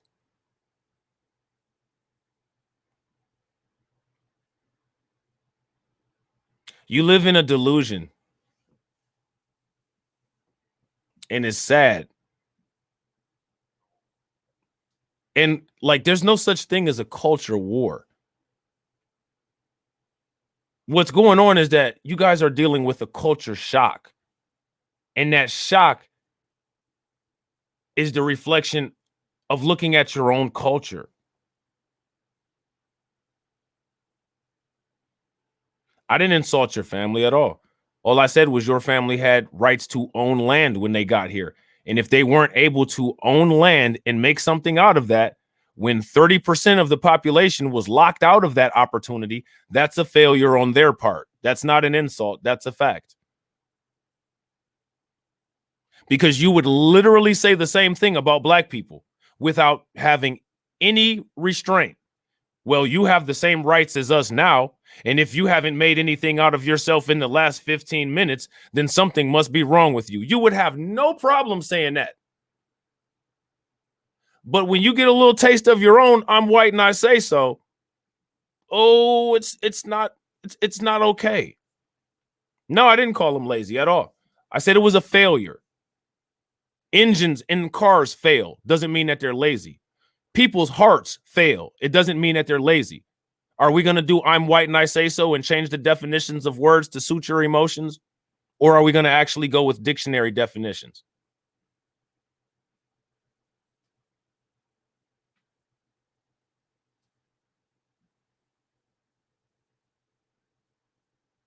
A failure is not an insulting term. A failure is an action. It's something that occurs. You've said it before. You literally just said it a few comments up.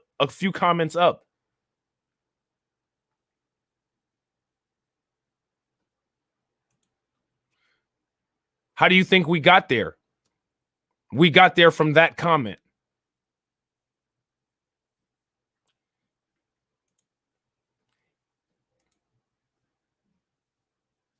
No, I didn't generally call them anything.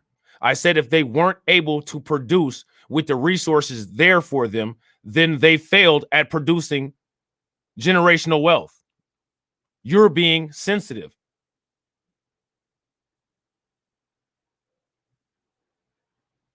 What would you call it?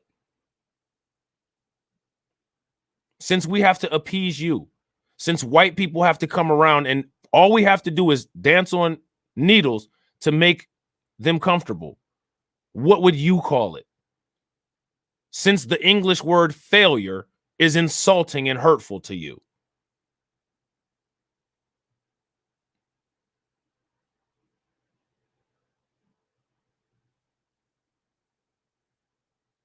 I didn't say your family is failures. I said they failed at a specific task. And if you can't get that through your head, I don't have much more time. I got 60 minutes to get through this article. I don't understand why people literally lie when you can just replay the video.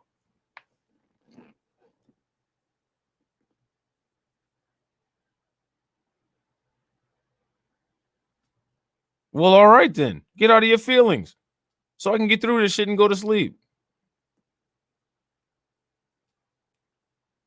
And go read a history book.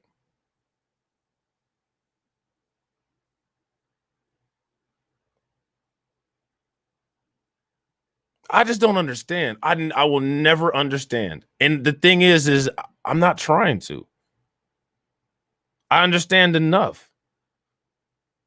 Like I said, you could save time understanding the capabilities and incapabilities. You're currently witnessing an incapability, and it's not mine.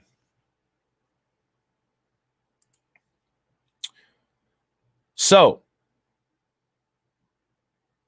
you guys clearly, more than likely, now know why I feel that it would be pointless for Dr. Claude Anderson to talk to Trump or Biden, because Dr. Claude Anderson, he's an elderly man, and he'd be wasting his time and breath when he could be spending it with his family or his grandkids if he has any.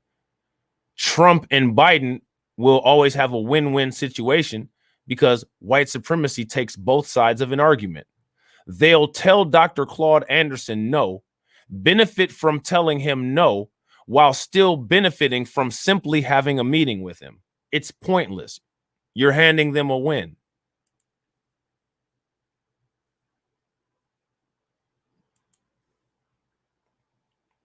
So now here it says Friday afternoon, rapper Kanye West wrote that both Democratic presidential nominee Joe Biden and Republican President Donald Trump should talk with Dr. Claude Anderson, the author of Powernomics, the national plan to empower Black America, as soon as possible about restoring the Black community. I don't understand how you can restore the Black community because I don't know when it was ever solidified and solid.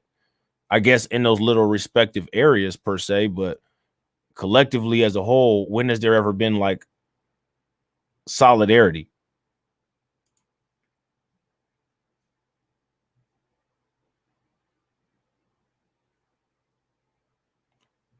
Has there ever been like a solid Black community to where it could be looked at as restoration, being restored? So now here it says the aforementioned book is one of 4 authored by Anderson, including the 1994 book, Black Labor, White Wealth, A Search for Power and Economic Justice, the 1997 book, Dirty Little Secrets About Black History, Heroes, and Other Troublemakers, and its 2005 sequel.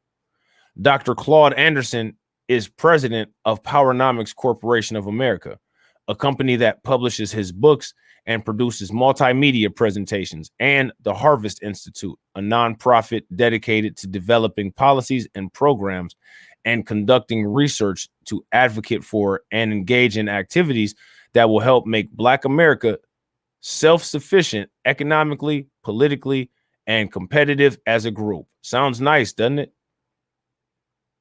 And then as soon as you start talking like this, then it's, oh, can't we all work together? If we could all work together, Dr. Claude Anderson wouldn't have wrote that book. If we could all work together, it wouldn't be a Bill of Rights. It wouldn't be a civil rights amendments, 13, 14, and 15. If we could all work together, it wouldn't be any EEOC. If we could all work together, it wouldn't be any Fair Housing Act. The laws are basically a timeline of degeneracy and ignorance in this country. And the laws show historically that the people who run the country and the people who are a majority of the country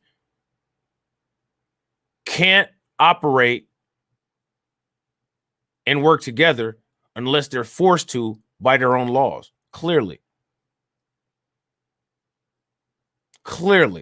because they just keep having to change the Constitution to accommodate for the new behavioral developments that occur.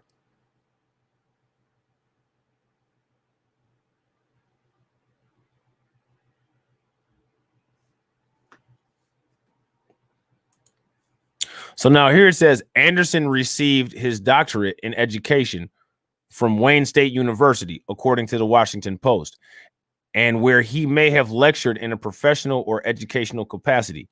Now look at this. This is how crappy Newsweek is. When have you ever read an article where they didn't know definitively where someone taught at? Where he may have lectured. You don't know where he lectured? You had to put that may in there. They currently change laws to let them control more. I mean, they had to control the people in the population who couldn't control their racism. Maybe if the people in the population knew how to control themselves, then maybe it wouldn't have gave the government the first precedent to need to do something to exert control over the people who couldn't control themselves, even though the government was part of that group of people. You ever think about that? Despite the fact that we're the ones that allegedly have low impulse control? That it's not us that had to get special laws put in place on how to treat other people?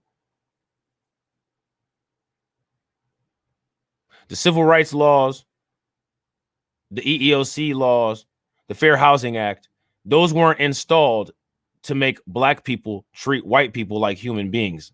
Just for the record. Those laws were made to instruct white people on how to interact with other groups.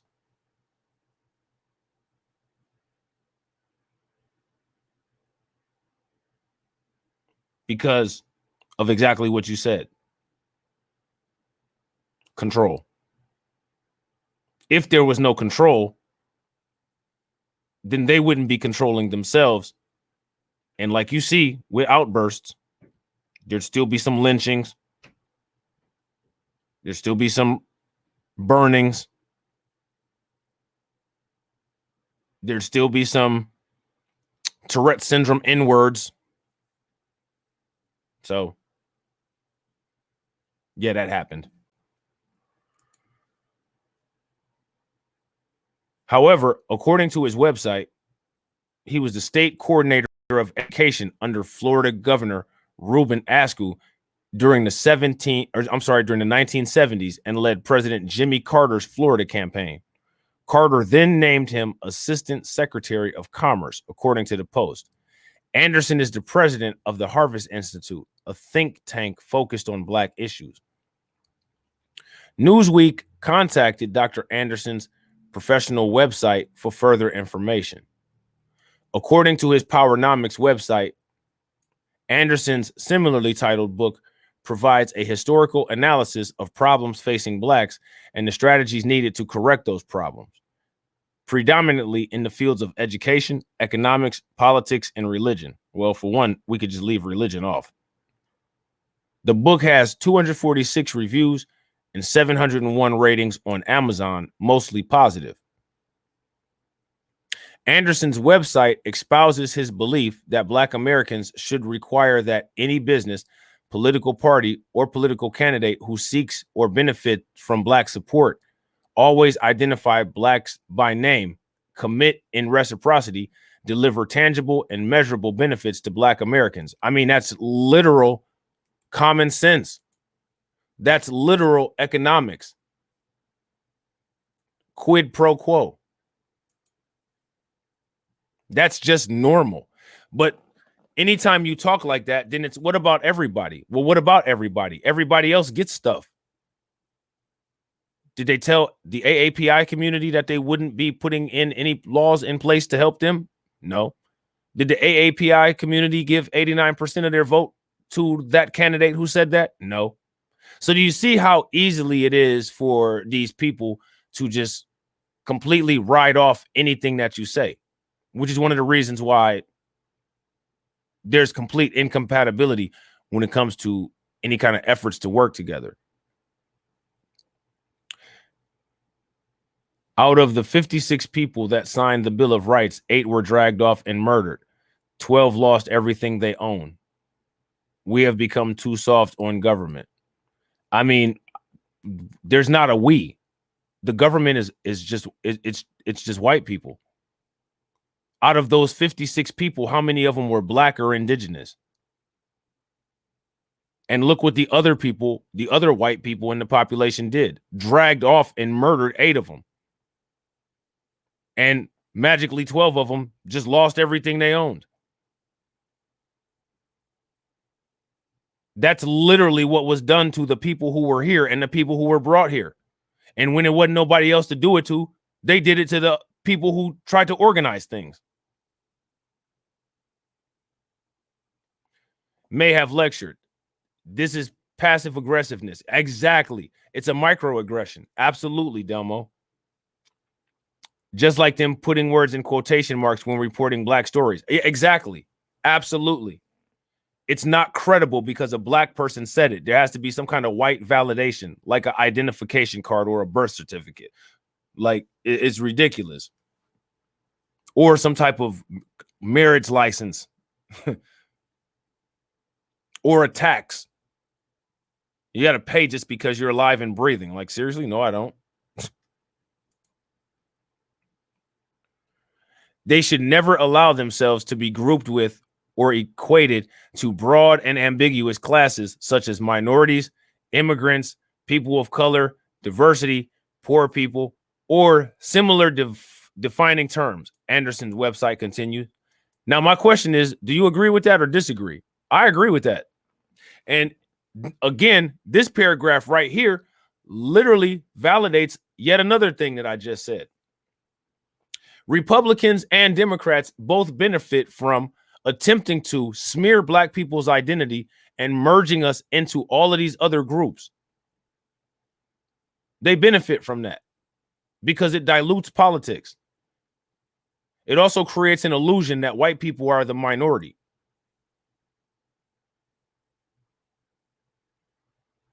So if you notice, normal American political policy is completely against everything Dr. Claude Anderson says.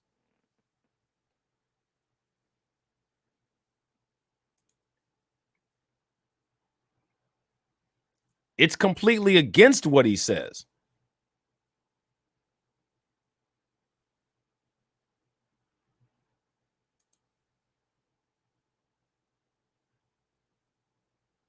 It's the natural defense mechanism. That's why as soon as you start talking about trying to build your own economies or trying to become competitive and take over an industry or take over a subject, a profession, a concentration, all of a sudden it becomes, well, all lives matter. Everybody, everybody, everybody. No one else gets to everybody, only you. Because literally in America, anything that deals with Black people, there's a bipartisan effort of Republicans and Democrats that are ultimately anti-Black, and they're meant to completely suffocate you by diluting your identity and not allowing you any kind of legislation to vertically integrate into society. Because society is built off of the poor lower class. And there have been working ever since slavery to revert us back into that locked in permanent underclass.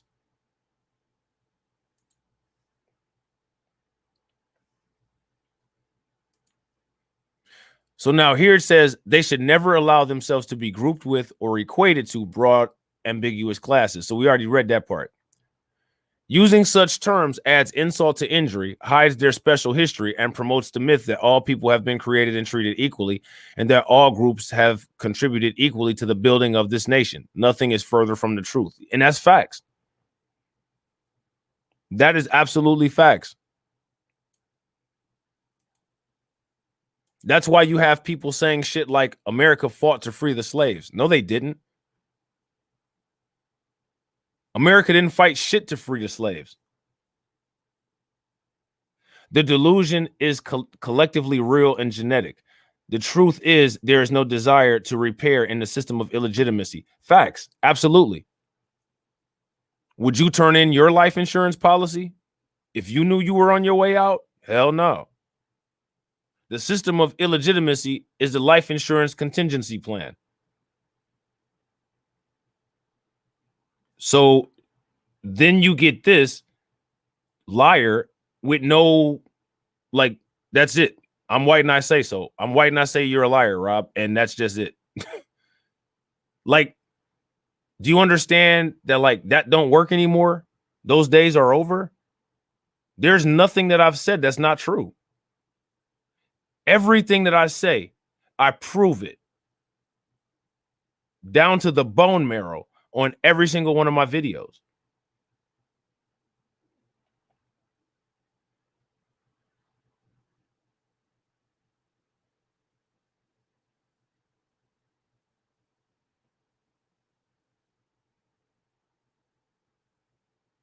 There's nothing that's not true about what I said. Can white people own Black people? Yes.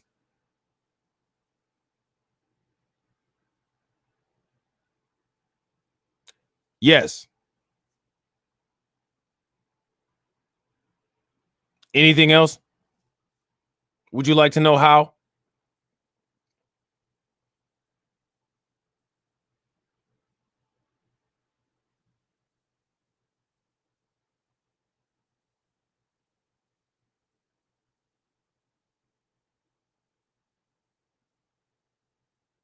White people currently own black people and other white people and other of everybody else. Would you like to know how?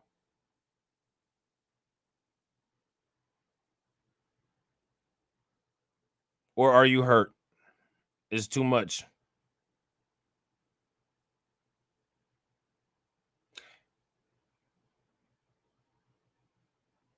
Eh,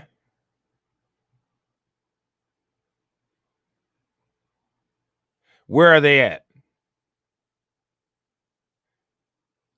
So let's just think about this logically.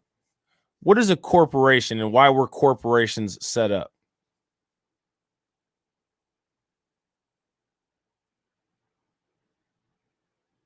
Isn't a corporation an artificial person?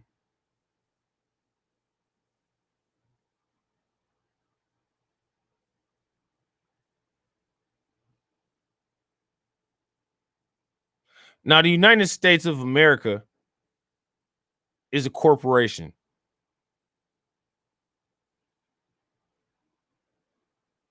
And the United States of America is backed by assets. It's social securities.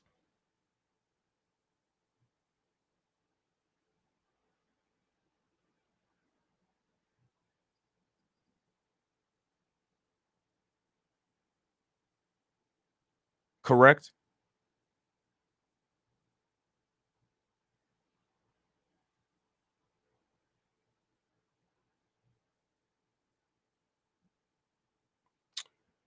The Constitution is, quote, a living document. Correct?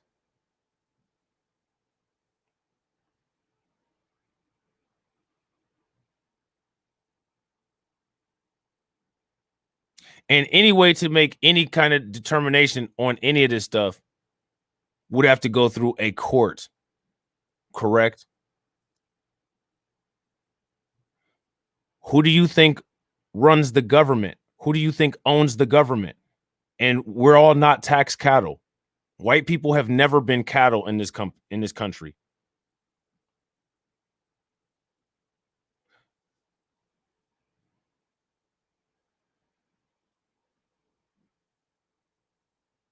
Absolutely, Delmo. Facts. Explain to me how white people have been cattle in this country. This is going to be good.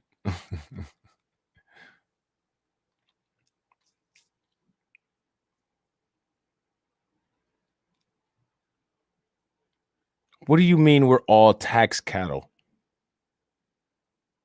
What white person in the United States has ever had to have somebody else's last name because they owned them? How are you cattle?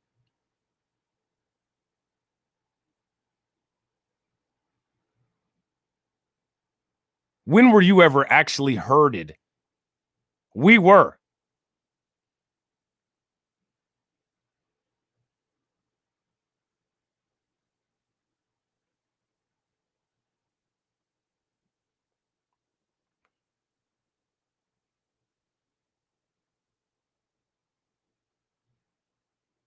You're not living proof of anything. You're living proof that 99% of Americans are delusional. That's what you're living proof of.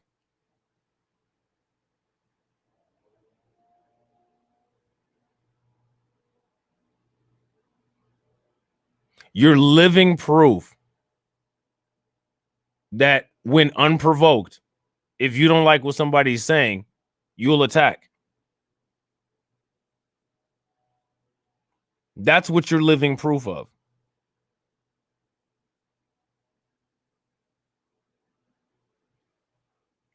Why do you think they took your car?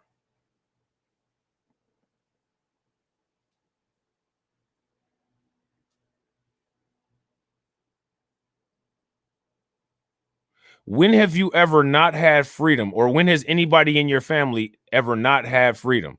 Man, I'm usually reserved, but Saint Beloved is acting like an agent provocateur. Man, he always like, dude, Saint been around for a long time. and he always be on this.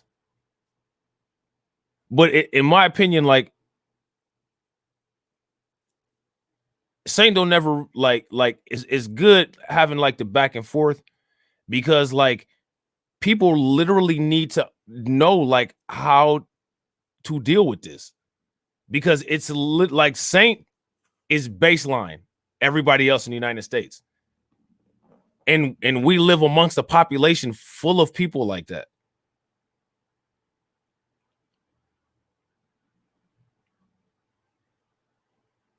Who disrespected you? This is what I'm saying about the aggressive. This is why this is so good as a case study.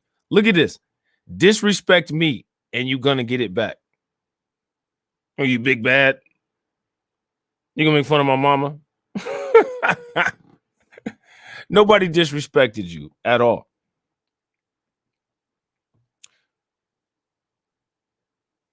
The fact that you're showing your delusion is not disrespectful.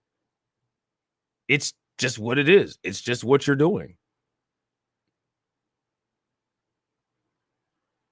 Because you're delusional. Delusional people live in delusion. Missed the last half hour finishing up work. Chat seems sus. That's hilarious. You have passively insulted me many times. No, there's no one in the chat that would agree with that because I haven't insulted you one time. But you have called me whack. You've called me a liar. You haven't produced one iota of factual anything rebutting anything that I've said. Now, I could be disrespectful. I could actually insult you. Do you need me to insult you so that you know the difference between discourse and an insult? Because I can. But I choose usually not to run my videos like that. But if you need insulted so that you understand what an insult is, so we don't get mixed up anymore, I can oblige.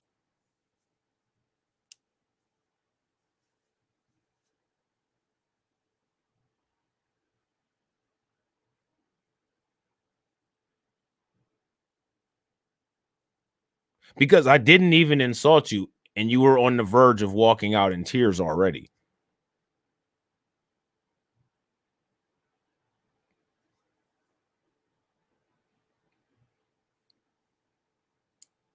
Yeah, exactly. Name one white person that owns a black slave in America in 2021. Somebody just went to jail for that.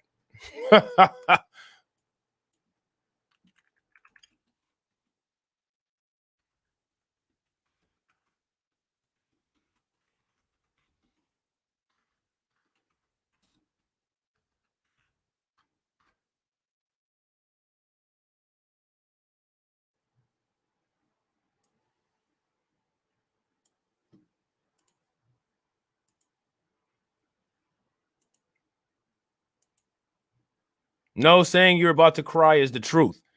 You pouted and said that you were leaving. And it wouldn't have mattered if you left or not, but you chose to stay.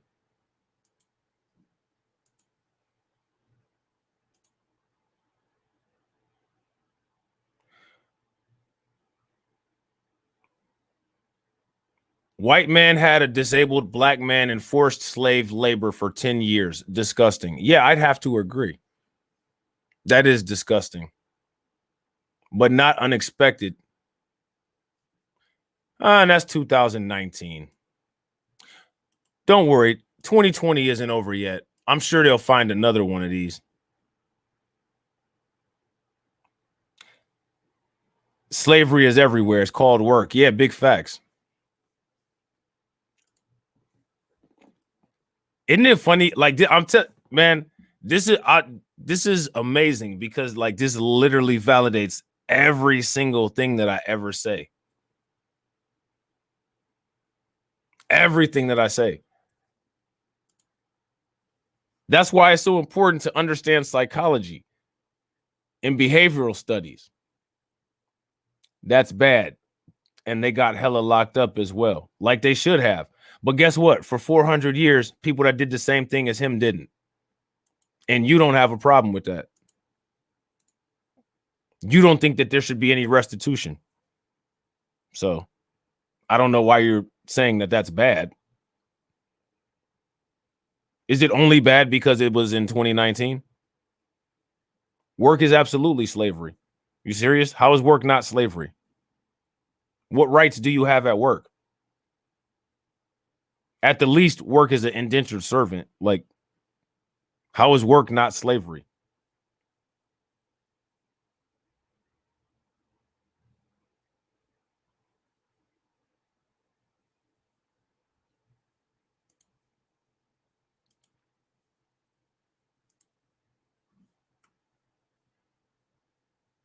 I don't have a problem with that. F you. See, you mad. You getting mad. You don't have a problem with it. I agree to a wage. But do you? You get paid significantly less than what your employer gets paid.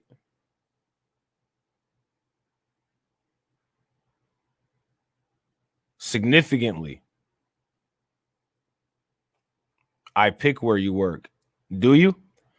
You came to that job and dictated to them what position you would have, how you would vertically integrate with the company, how much stock in the company that you would own, how many assets of the companies would be given to you. You came in and just got that.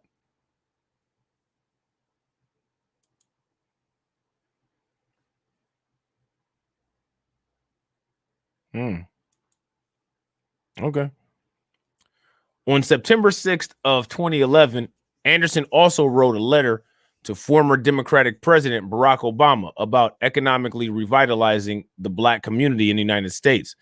He also wrote a letter to Trump in 2019 discussing his belief that current policies privilege immigrants over Black U.S. citizens. That's facts.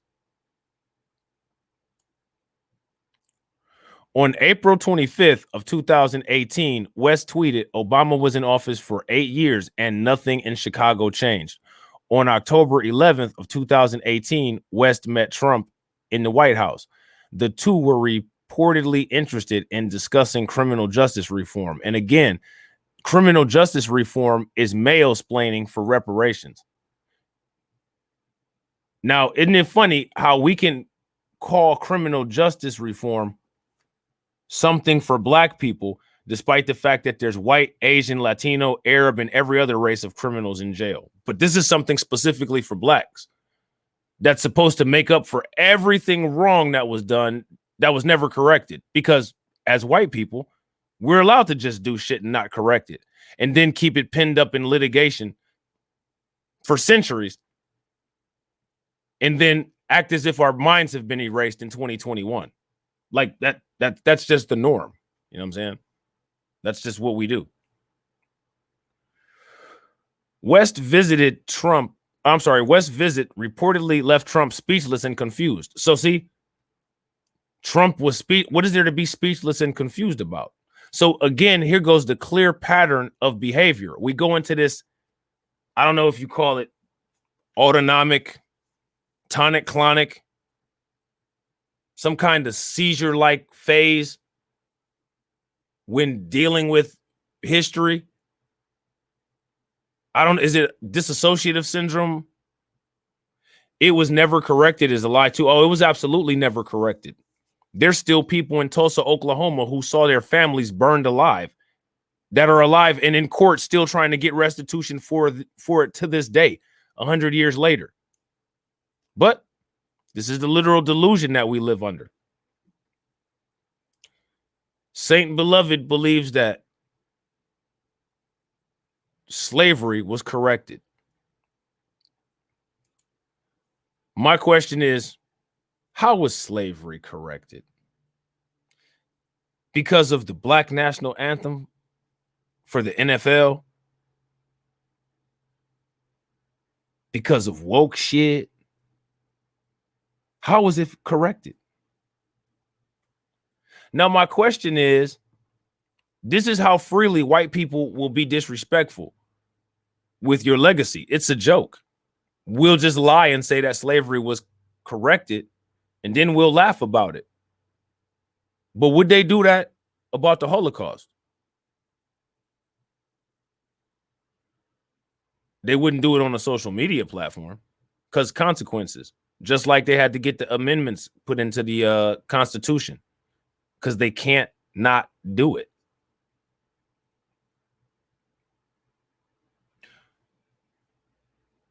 So let's stop because that's an erroneous question. The actual question is how long were whites and blacks in the country before white people weren't allowed to own slaves? And my question to you is how were black people supposed to build anything with whites owning them and them not being allowed to work, vote, or do anything productive in society? And then white people today want to complain about why black people don't do anything productive in society, but don't want to take responsibility for their malmaintenance of ownership. How does that make any sense? When did the Emancipation Proclamation get signed? And that didn't make it illegal to own blacks as slaves. There wasn't a uniform freeing of slaves. So for each respective state, it would have been different. So this is what I'm saying about you not knowing your history. And again, what does slavery have to do with anything when you don't have rights to be able to integrate properly into society? Now, you brag about your accomplishments, right? I've owned 2 businesses and worked at over 30 spots. Would you be able to do that if you weren't allowed to work? When black people were freed from slavery, they weren't allowed to work. So how would they ever work to own 2 spots? But like you compare your current day situation to slavery and post-slavery times. But you actually think that somehow you could work with me for what? To do what? I can't work with people who have delusions unless I'm treating them medically.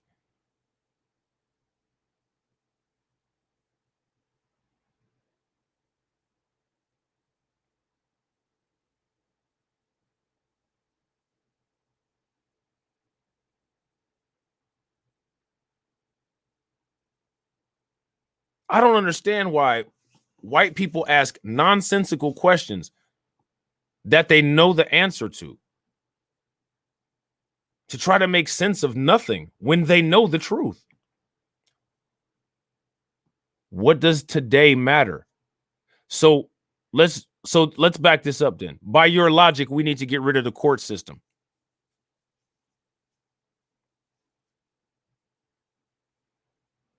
Because if a surgery was done that damaged a person under anesthesia, while they're in court, they're not currently under the knife. They're in the same state as the other person in court. Do you see how stupid that sounds? Do you see how illogical and nonsensical that is? Let's talk about Monsanto getting sued for the chemical glyphosate. No, I'm going to talk negatively about your race because your race did negative things to my race. And me talking about the negative things that your race did to my race, that's just history. That right there is why these people have a problem with critical race theory. What did I say about your race? The fact that you have a historical inability to play nice in the sandbox with others to the point where other white people had to somewhat calm it down with addendums to the Constitution? That's saying something negative, or is that saying the truth? You expect me to not say anything about that and, we'll just act like nothing happened because it makes you feel good? Is that what you think? Is that another delusion that we're under? No, the world history is not full of evil. That's not true at all.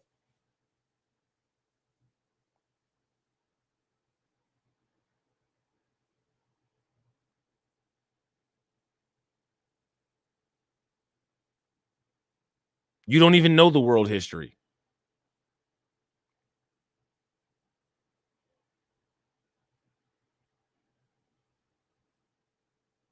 It's arguable if there's even a such thing as evil. This is your opinion, your subjective worldview. And as far as talking about, quote, race, everybody's done with white people forcing their worldview on everybody. White people literally think that it's racist for other people to reject a white worldview.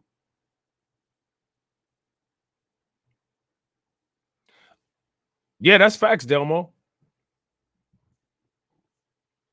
But I think that this is important, though, too. You're right, though. You're absolutely right, bro. But this is important, though. Because so many times I see people get confronted with these kind of questions or these kind of talking points, and they literally just sit there starstruck, like they don't know what to say. How do you not know what to say when someone is being completely erroneous? Like, I don't understand that. 500 million people have been killed by their own government. In Africa, leaders were in power 6 months and killed over 1 million people who are the leader. So basically what you're saying is that Africans are capable of doing the same thing that Europe did. I don't understand what that has to do with the United States. And I don't understand what that has to do with what your ancestors did here.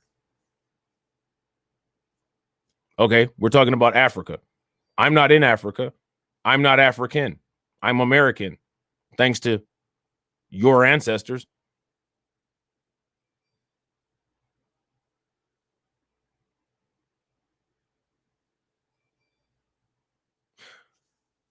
When we talk about American policy, do we talk about burning the flag all over the place?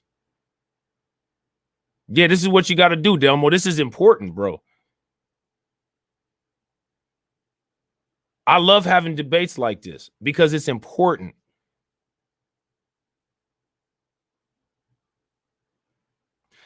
And this is where the exposure comes out. Because as an alleged American, Saint Beloved is telling me about what's going on in Africa. So Europe just flooded. So because Europe just flooded, does that bear some consequence on white people here? So again, I'm confused as to why you're telling me, who me and everybody I'm connected to was also a victim of things that people in Africa did. What does that have to do with us in America? The fervent fervor over the mere discussion on CRT race proves the inherent psychosis that still prevails. Yeah, big facts, Siri Lynn.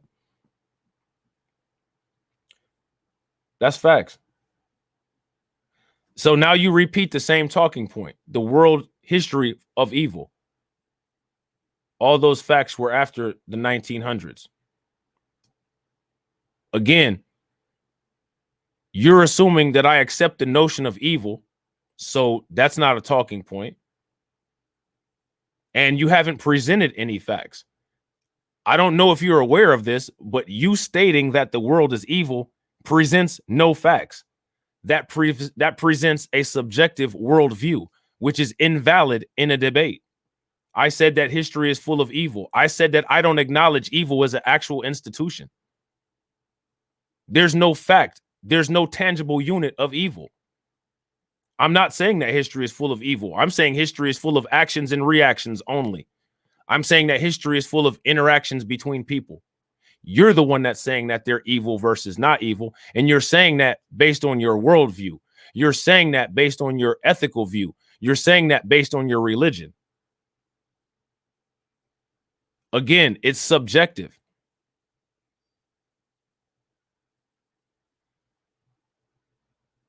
You can't even prove an existence of evil. You can't prove that evil even exists. You can only prove an interpretation of an action. If I kill somebody, if you see the act of killing as evil, you'll see it as evil. If I killed somebody because they were attacking one of my kids, I see it as me getting rid of evil. It's subjective. There's no such thing as good and evil. No, I didn't say it wasn't. I said I don't acknowledge the institution of evil. That's what I said. Because I don't. Evil is subjective. Religion is subjective. I believe in facts. I believe in numbers. I believe in data. I don't believe in opinions.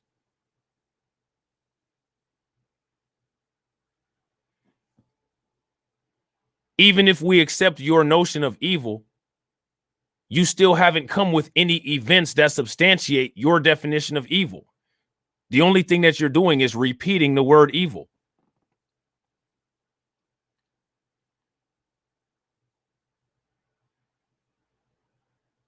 I don't need to rewind it. I have a photographic memory, which is one of the reasons I chose how badly I destroyed my competition in college.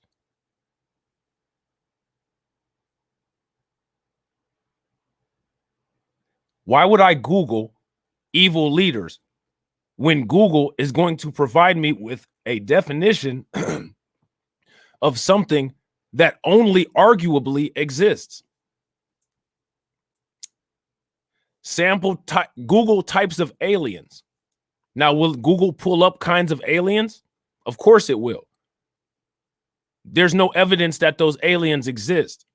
Google only pulls up the known knowledge of them.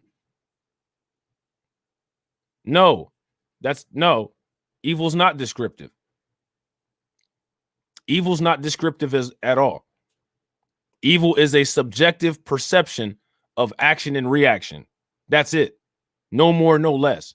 Based in your own ethical, cultural, and religious norms, which your ethics, your culture, and your religion may not be valid to me.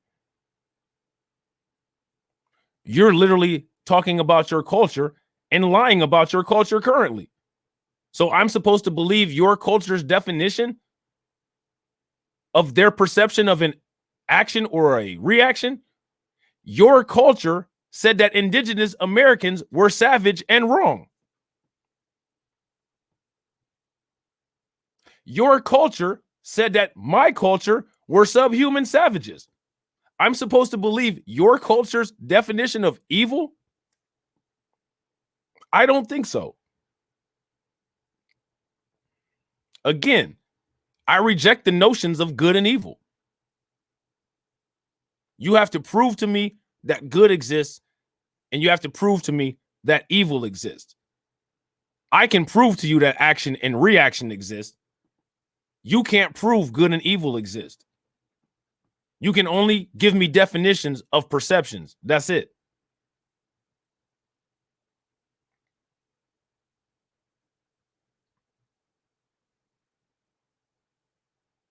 No, actually, I'm not. You're saying that. Again,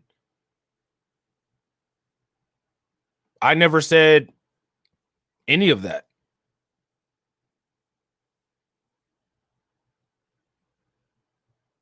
What I said was I reject the notion of good and evil.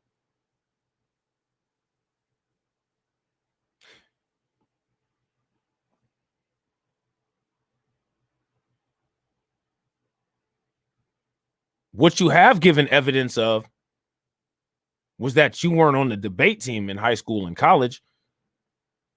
You've proven that without a shadow of a doubt. Just saying.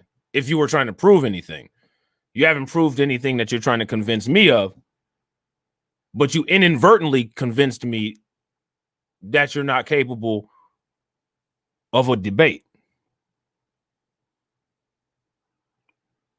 I'm woke AF. Yes, I'm awake. I'm not currently sleeping. That's how I'm able to do this live stream.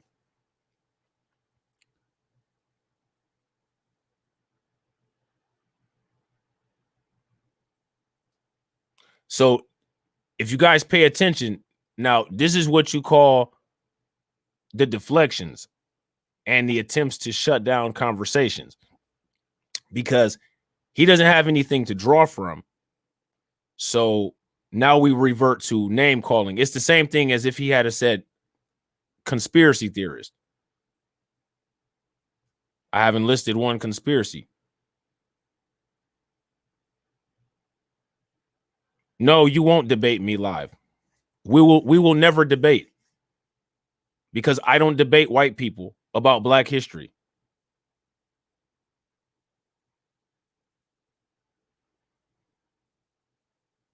So that will never happen.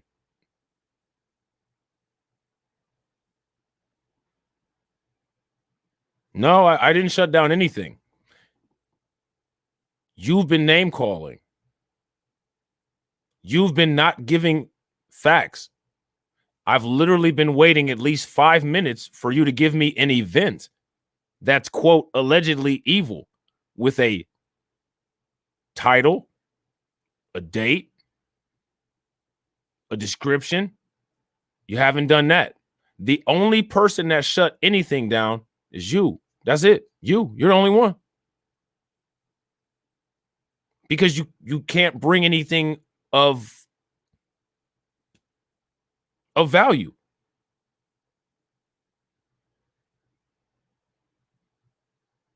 You law, I'm telling you, bro, like I used to, like, I'm telling you, bloodthirsty. What about Hitler?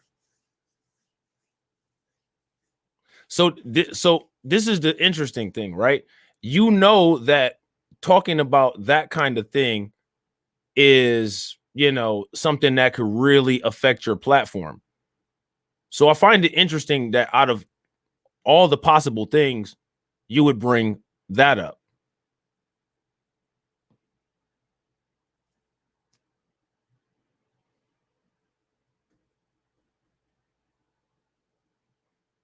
Did what he did affect your family?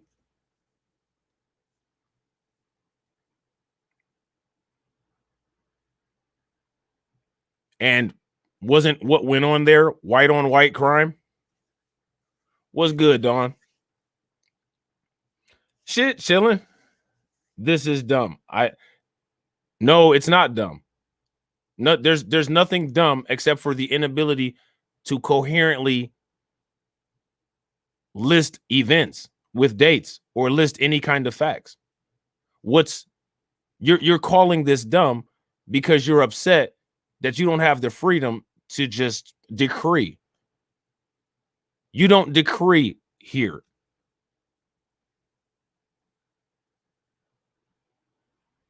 You talk like you have sense here, and you're struggling to do that.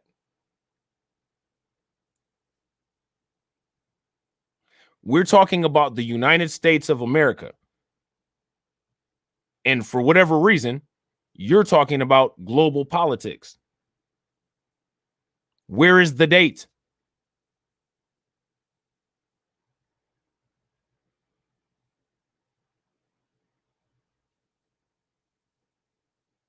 And again, you're bringing up stuff that can possibly bring, get a channel strike on my channel. That I worked very hard to build. But because you're white and entitled and disrespectful, you don't care about what somebody else built.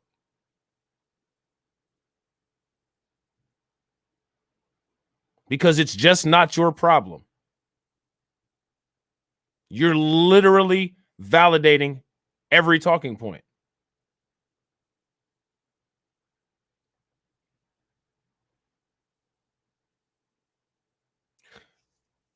I'll just bring up something that can be offensive towards another group of people that's not here, that has a lot of power, that people are known to get canceled for. You think that was an accident? It's that inability to not believe that, like, Black people have intelligence.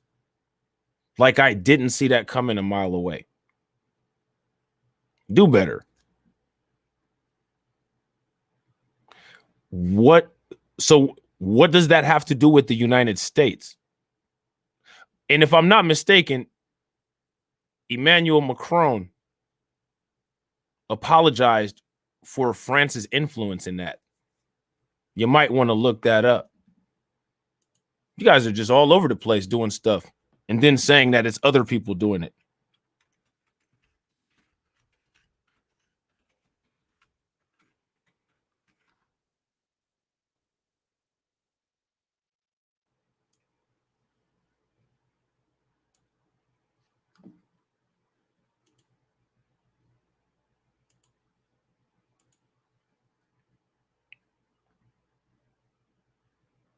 Yeah, it's always going to always be illegitimate. And then he'll call me a racist.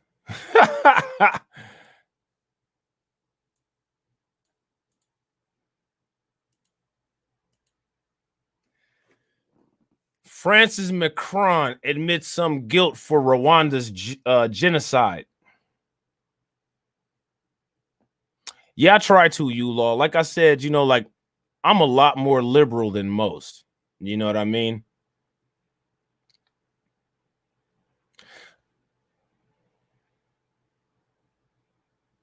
Huh.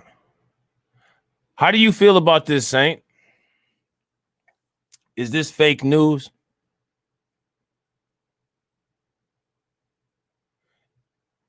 Is this some of that good old fake news coming straight out of Macron's mouth?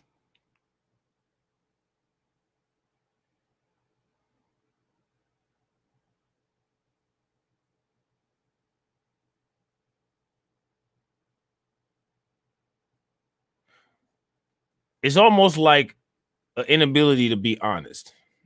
It's so interesting to watch. You know what I'm saying? Yeah, I agree. Macron is absolutely evil. Why was his ass in Rwanda?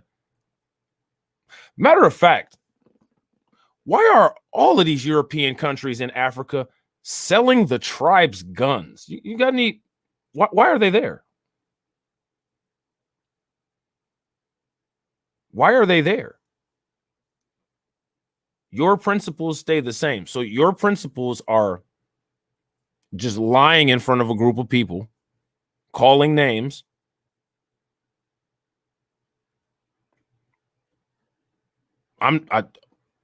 Again, none of that is surprising, but I'd like to be shocked sometimes and not with electricity.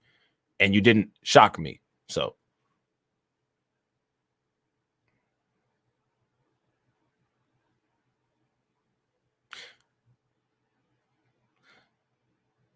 your principles are built on American lies and delusions.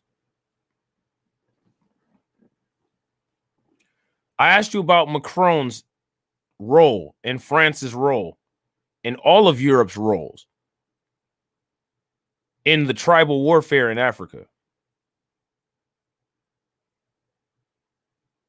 I think that's evil. Remember, you said evil?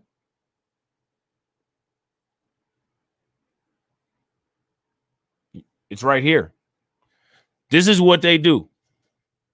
When you literally have evidence right in front of their face, they revert to reflexive, I'm white and I say so.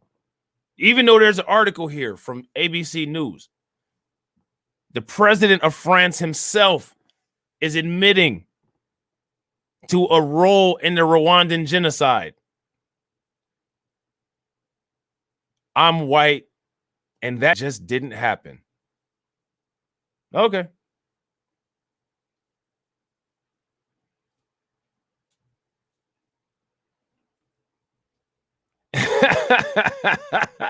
Facts, you law. You already know, bro. I'm a Scorpio.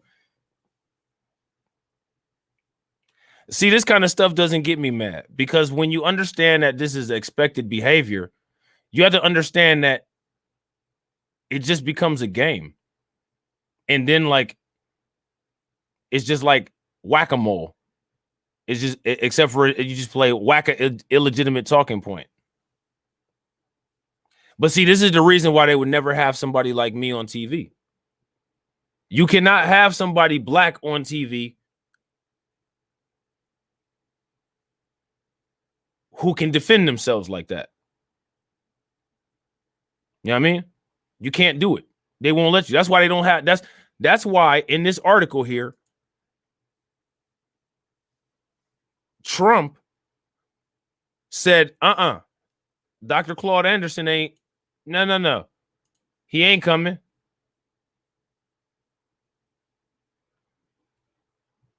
That's exactly why he said that. See that? And see, I got all day today too. I got all day because I'm off work. You know what I'm saying? So I could play a little bit. But Same Beloved been coming to my channel since, like, you know what I'm saying, since a long time ago. You know what I'm saying? That's why he got a wrench. I don't know, man. Same Beloved ain't never like done no craziness. You know what I mean? But there's nothing to expose, Saint. And I did debate. I don't know if you heard my academic accolades, but I did debate and I won.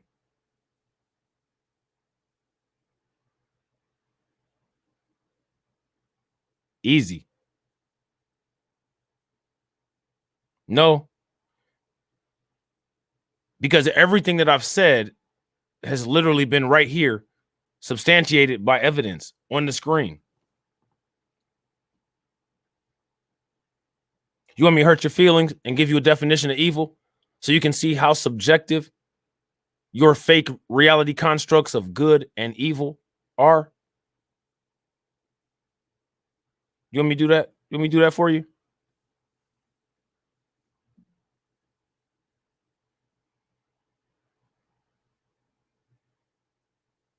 You know, they said slavery was good. Was that somebody like you?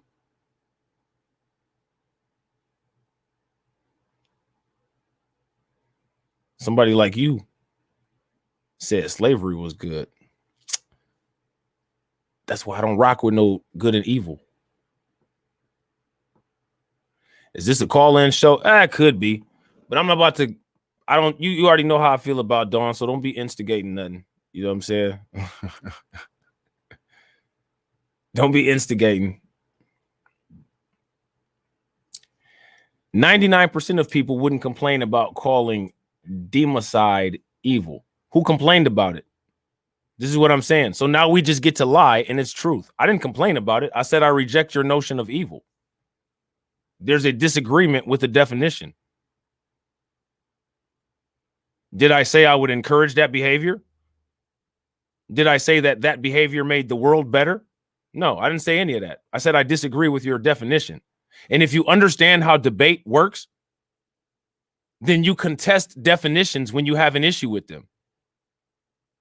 I'm literally giving you evidence that I know how to formally debate, and you don't have the sense to pick up on it.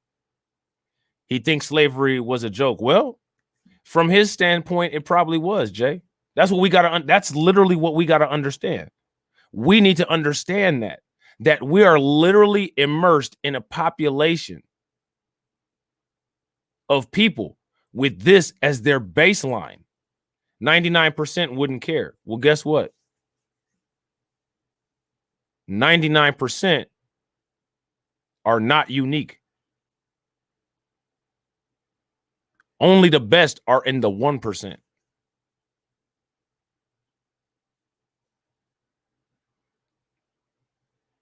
No, you could call it what it is, a genocide. That's what you could do. You can call it a genocide. You can say 500 million people lost their life. That's what you can do.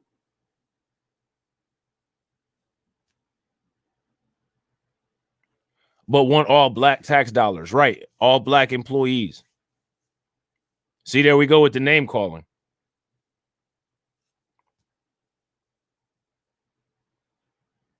You don't even know what woke is.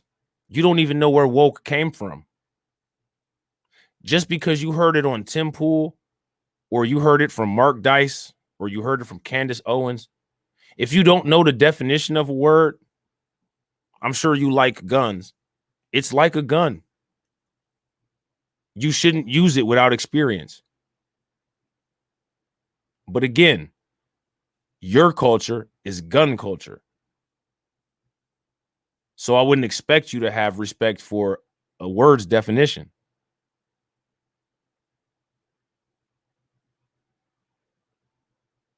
This is why, in my opinion, these kind of conversations are pointless banter. Anytime you have a discussion about, quote, racism with a white person, all it means is that they just want to dictate to you how to allow them to be racist towards you, or to explain to you how you're racist.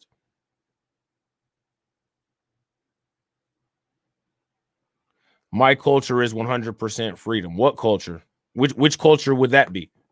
How is your culture 100% freedom when your culture owns slaves? That's not 100%, my guy. That would be 70-30. Because at the time of slavery, black people made up 30% of the population. So you're not 100% freedom anything. 100% of the people weren't free. So how is your culture 100% freedom?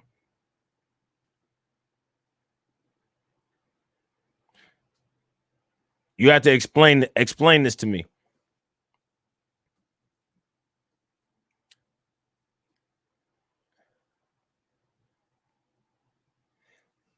You said I gotta get Saint to do. Yeah, Izzy will do it. Izzy entertains this kind of nonsense. The only reason I'm doing it is because it's my day off. But he would. Yeah, Izzy would do it. Past has nothing. Really? So now we're asserting that past has nothing to do with culture? Really? Is that really what are you really saying that?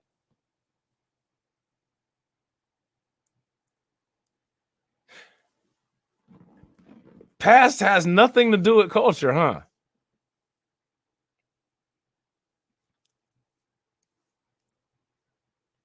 Neither does race, really.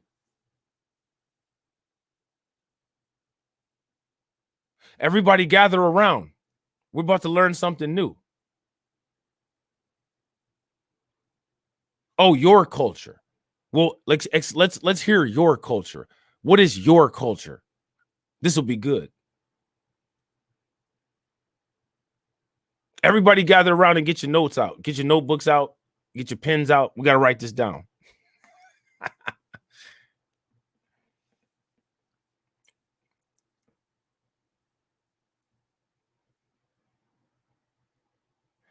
I can see Izzy and I can see Izzy and Saint debate. Like that would be so bad. That would be so bad, man. That'd be so bad. That shit would be so bad. I would lose the channel probably. So what does that have to do with your culture? Don't mess with my rights.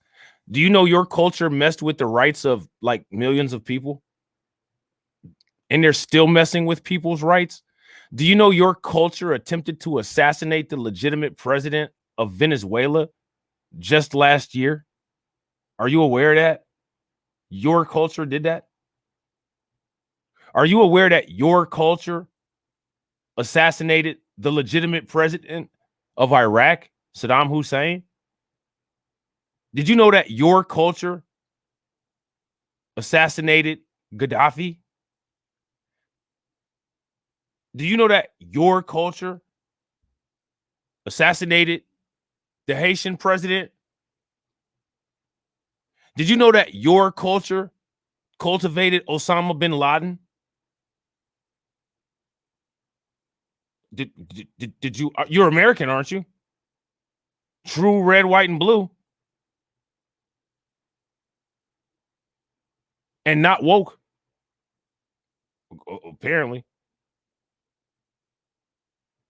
So I guess woke means that you tell the truth. Let's talk about Hiroshima and Nagasaki. Didn't the United States drop 2 atomic bombs on Japan? But it's okay though, because the United States helped reinvest and help build it back up. It's okay. It's okay that they did that. Did you know that Serbia has a active lawsuit against the United States for the bombings that took place during the 90s there? Are you aware of that? It's culture. It's culture.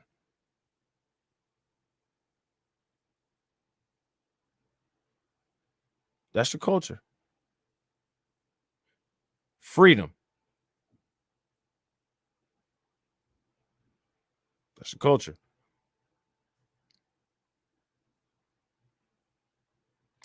What about when we installed Boris Yeltsin as the president of Russia?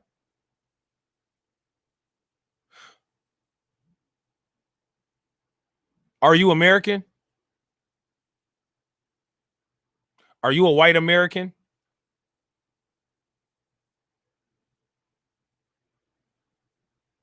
How am I picking it? How am I picking your culture? You're actually changing definitions of words. Now you're saying race don't have anything to do with it. You said the past don't have anything to do with it. And clearly now the country that you're in don't have anything to do with it. What does have anything to do with it? Because I've asked you multiple times, what is your definition of culture? I guess your definition of culture is something that you'll keep private in order to skirt any criticism. Yeah, it will be funny. None of that matters. It does matter.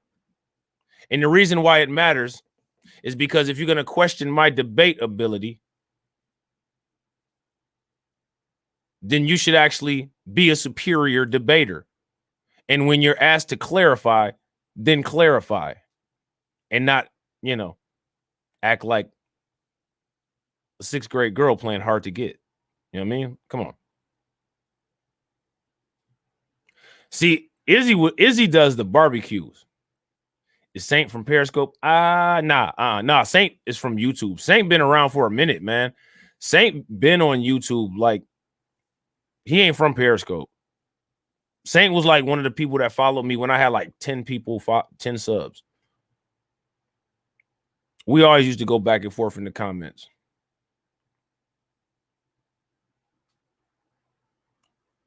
But the thing that people got to understand, though, is that like literally like this is the baseline. Like this is the baseline American. I'm not a racist person. We live and die for freedom. No, who lives and dies for freedom? Who in this current reality that we're living in, who's living and dying for freedom? Who's doing that? You just come in with like facetious just stuff. I don't know. I didn't know who he was at all. Yeah. He's from YouTube. He's been around. Like he been following my channel at least for like 2 years. Like I said, like since I had like 50 followers. Saint's like a for real, like a pre-day one day oneer. Me and my perps. See, me and my peeps. Who are you and your peeps? Saint is an OG. Yeah, he an OG sub, but he don't know what he's talking about though.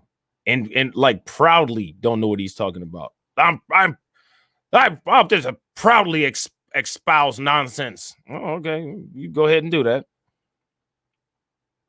Freedom of speech. Not me ever taking anybody's rights away. Well, what is that? What now you up here doxing yourself? This is what I'm saying. Like the short circuit just goes and then it's just a wrap. You know what I'm saying? Now we're doxing ourselves. So now here it says West's visit reportedly left Trump speechless and confused. Why would it, when we clearly know what Kanye had Dr. Claude Anderson coming to him for? How could Trump possibly be speechless and confused when Trump turned around and used the same talking point about how bad the black community was? What do we have to lose? Remember, that was why we should vote for him. Everything is just horrible. What do you have to lose? But now you speechless and confused when somebody actually comes to you with some real plan about how to improve the black community. I don't buy it. How do you go from that being a talking point to when someone actually comes to you and says, yeah, this is what we can do? You're speechless and confused. How does that work? We're actually watching it work out right now with Saint. You know what I'm saying? Like, this is why I talk about psychology so much.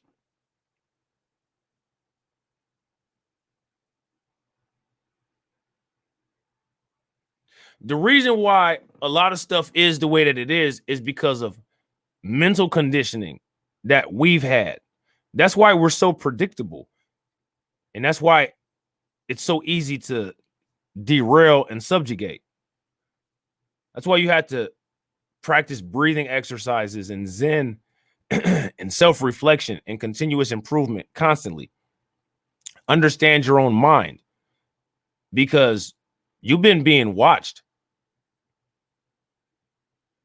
for 400 years. It only takes 8 years to become a PhD and have a master's degree in psychology. So imagine how someone could understand your psychology if they've been watching you without privacy for 400 years.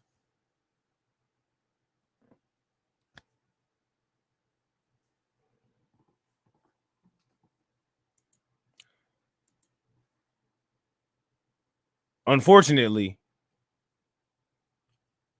Jedi mind tricks don't work on me. So now here it says,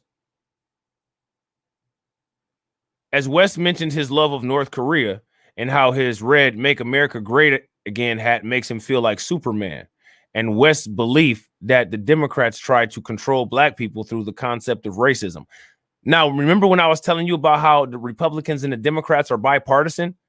How is Trump confused when Kanye is repeating to him his own talking points? And look how Newsweek is on code. They're saying that that's West's belief.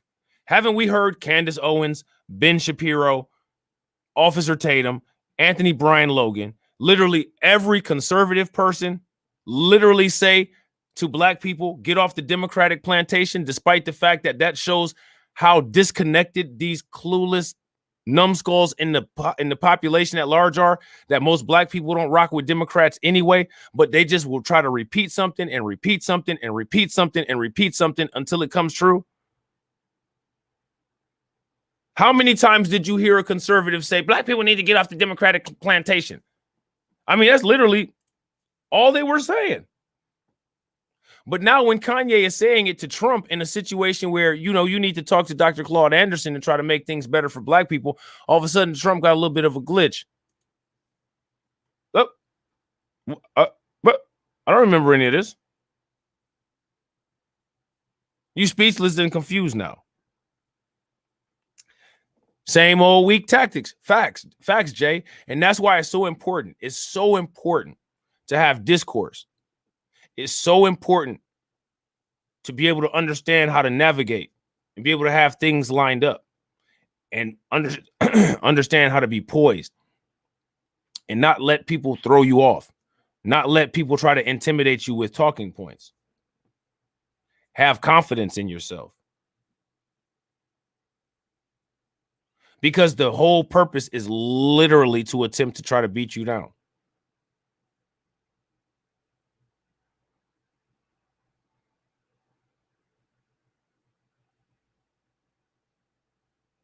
You will see it all the time.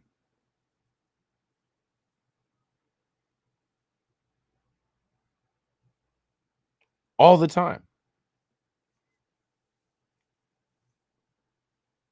And it shouldn't be like that. But the reality, unfortunately, is that it is. So since it is, got to be ready.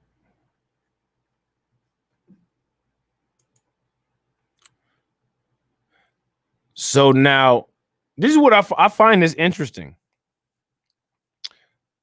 West's visit reportedly left Trump speechless and confused.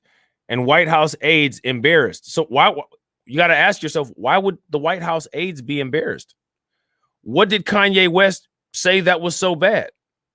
He said he loved North Korea. Trump said he's trying to build a rapport with Kim Jong-un, communication at least. Trump said he wanted to make America great again. Kanye West says that he put his on and felt like Superman. West believed the Democrats try to control black people through the concept of racism. And I mean, you literally have somebody in the comments talking about woke, woke, wokey, woke, woke. What was Trump confused about? So that's proof right there that when it comes to dealing with, with anything for improving black people, it does the whole pull it up by the bootstraps. That's a false narrative. There's no true intention of wanting you to pull yourself up by the bootstraps.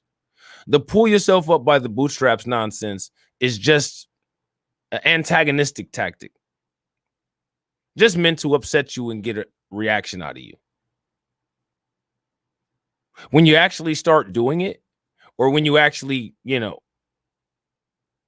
try to do it, they're either going to burn it down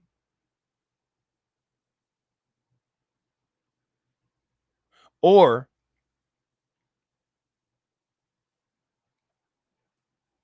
they're going to try to say, well, we all need to do better and turn it into a we all thing, which is proof that it's dangerous. Because if it was really a we all thing, then you should have been said something about it. You should have been not had a problem with us trying to get economic justice. You should have been helping. So it's not a we all thing. That we all nonsense is a diversionary dog whistle.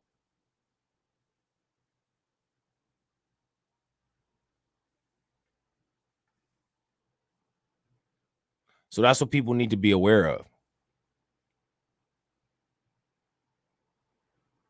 And never be afraid.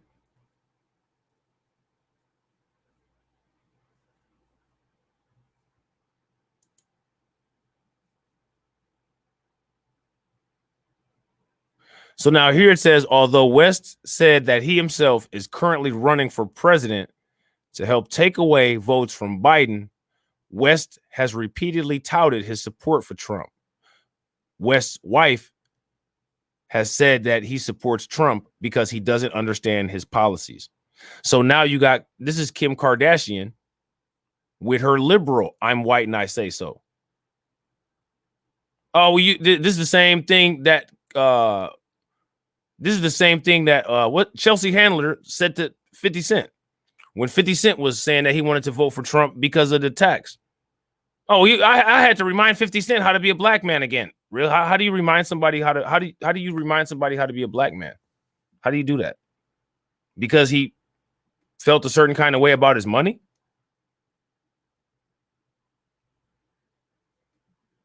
You have to remind him of what exactly? What exactly doesn't Kanye? I mean, my question for Kim Kardashian would be, do you understand who Dr. Claude Anderson is? Clearly, as crazy as Kanye is, he understands something. He tried to advise them to meet with probably one of the best people to talk to about creating policy. So he had to understand something. But look how quick, allegedly, his own wife his own wife at the time tried to delegitimize him. Why? Why would you do that? If Kanye makes an improvement by introducing, at the time, if introducing Dr. Claude Anderson to Trump, wouldn't that benefit y'all's kids? So you got to ask yourself the question, like, what was Kim Kardashian's motive for that? She just gonna speak over your husband? He doesn't know. He doesn't know what he's talking about. Now you know why they divorced.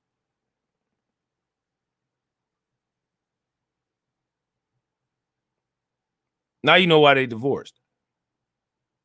You know what I'm saying?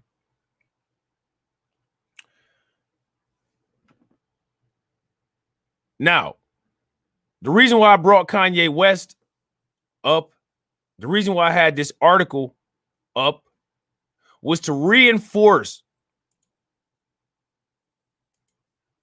the concept of a change agent. All right? A change agent is necessary in order to get change done. We got to be change agents. The claim of being confused and embarrassed is an age-old fake tactics. Gaslighting no longer works. Facts, Sari Lynn. Facts. Hob, what up, bro? What's going on with you? So I've read that article because I wanted to introduce y'all to some terminology, because I feel that if we take a consultation approach and we look at things from a business perspective and we treat ourselves as the organization, then I think if we use accurate analysis, it'll help us be able to figure out issues that we have and barriers to success that we keep running into. And once we identify those barriers, that's half the problem, because a lot of times we don't know what the barriers are. And if we don't know what the barriers are, it's like driving around at night. You can run into a brick wall. You didn't know it was there. But if we know it's there, then we know how to either avoid it or get through it.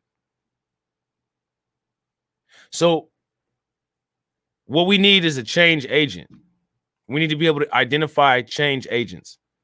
And change agents, as you guys can see on the screen, are people who work on a change program, or a person or thing that encourages people to change their behavior or opinions.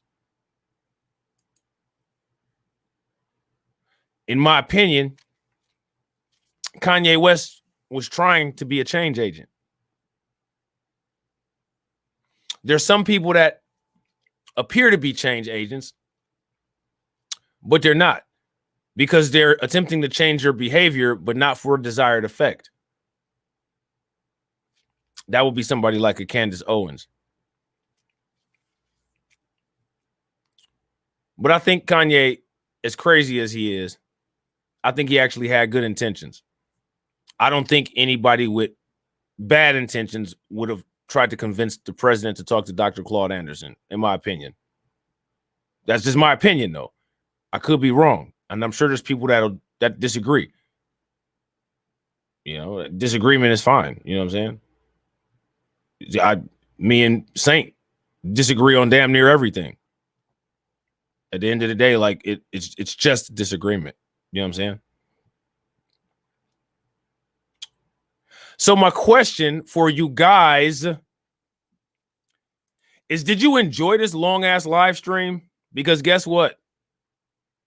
It's over. Change agent is an individual who promotes and supports a new way of doing something within. That's facts. We should welcome our change agents, especially if we identify that they're working towards positive change. And we all need to be change agents in our own way, because no one person has all the answers.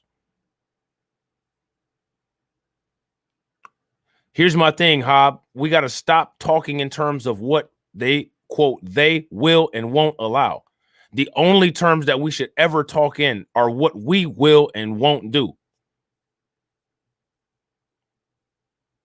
All it, like, it's condition. If we say what someone will and won't allow us to do, we've already set up a first layer of a barrier.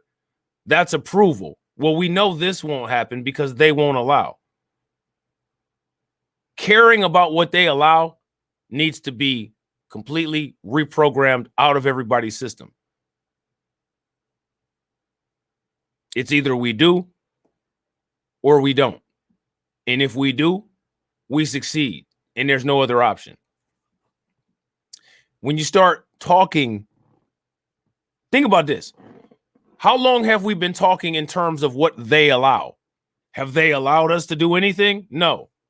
So action to how we talk has a pretty good track record when it comes to allowing, right? Because we'll say they won't allow this, and then guess what? It doesn't happen. We'll sit there and say they won't do anything for black people. And then guess what? They haven't done anything for black people. Now, what if we said, we're going to do this, and this is how we're going to get it done? Set up a plan and then do it. Execute. See the difference? You've eliminated one barrier already.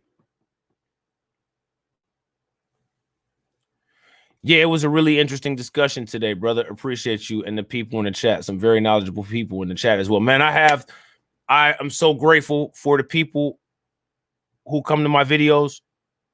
Even Saint, he has a purpose as well. No, but I really appreciate all of y'all, man, for real. Like, I really want to do something with this channel that benefits all of my subscribers in a substantial way. You know what I'm saying? Like, that's my goal. That's my plan. That's what I'm working towards. That's what's going to happen. All right. So y'all got that to look forward to. All right. So I got a couple videos that I got to make. I ain't going to make them right now, but y'all know how I do. I'll put them up there. They'll be premieres. Y'all can choose which ones y'all want to watch by hitting that bell. All right. And I appreciate y'all sticking with me for this long. All right. I got some content to put together for later on tonight, but I plan on doing a live stream again tonight at about 9 o'clock because there were some things that I wanted to talk about as far as the quote, Black National Anthem. Did you guys know we had a Black National Anthem? Apparently, a lot of people are outraged about it.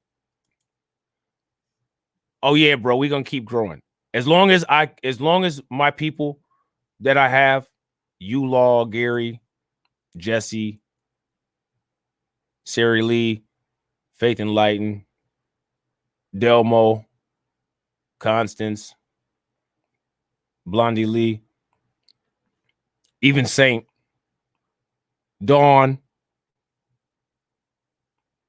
As long as my people keep coming through, the channel will grow.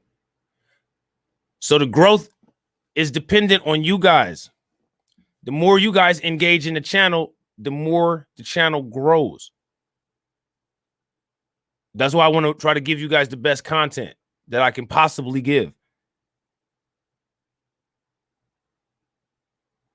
Yeah, Izzy told me years ago about the Black National Anthem. He played it on Perry. Okay, yeah.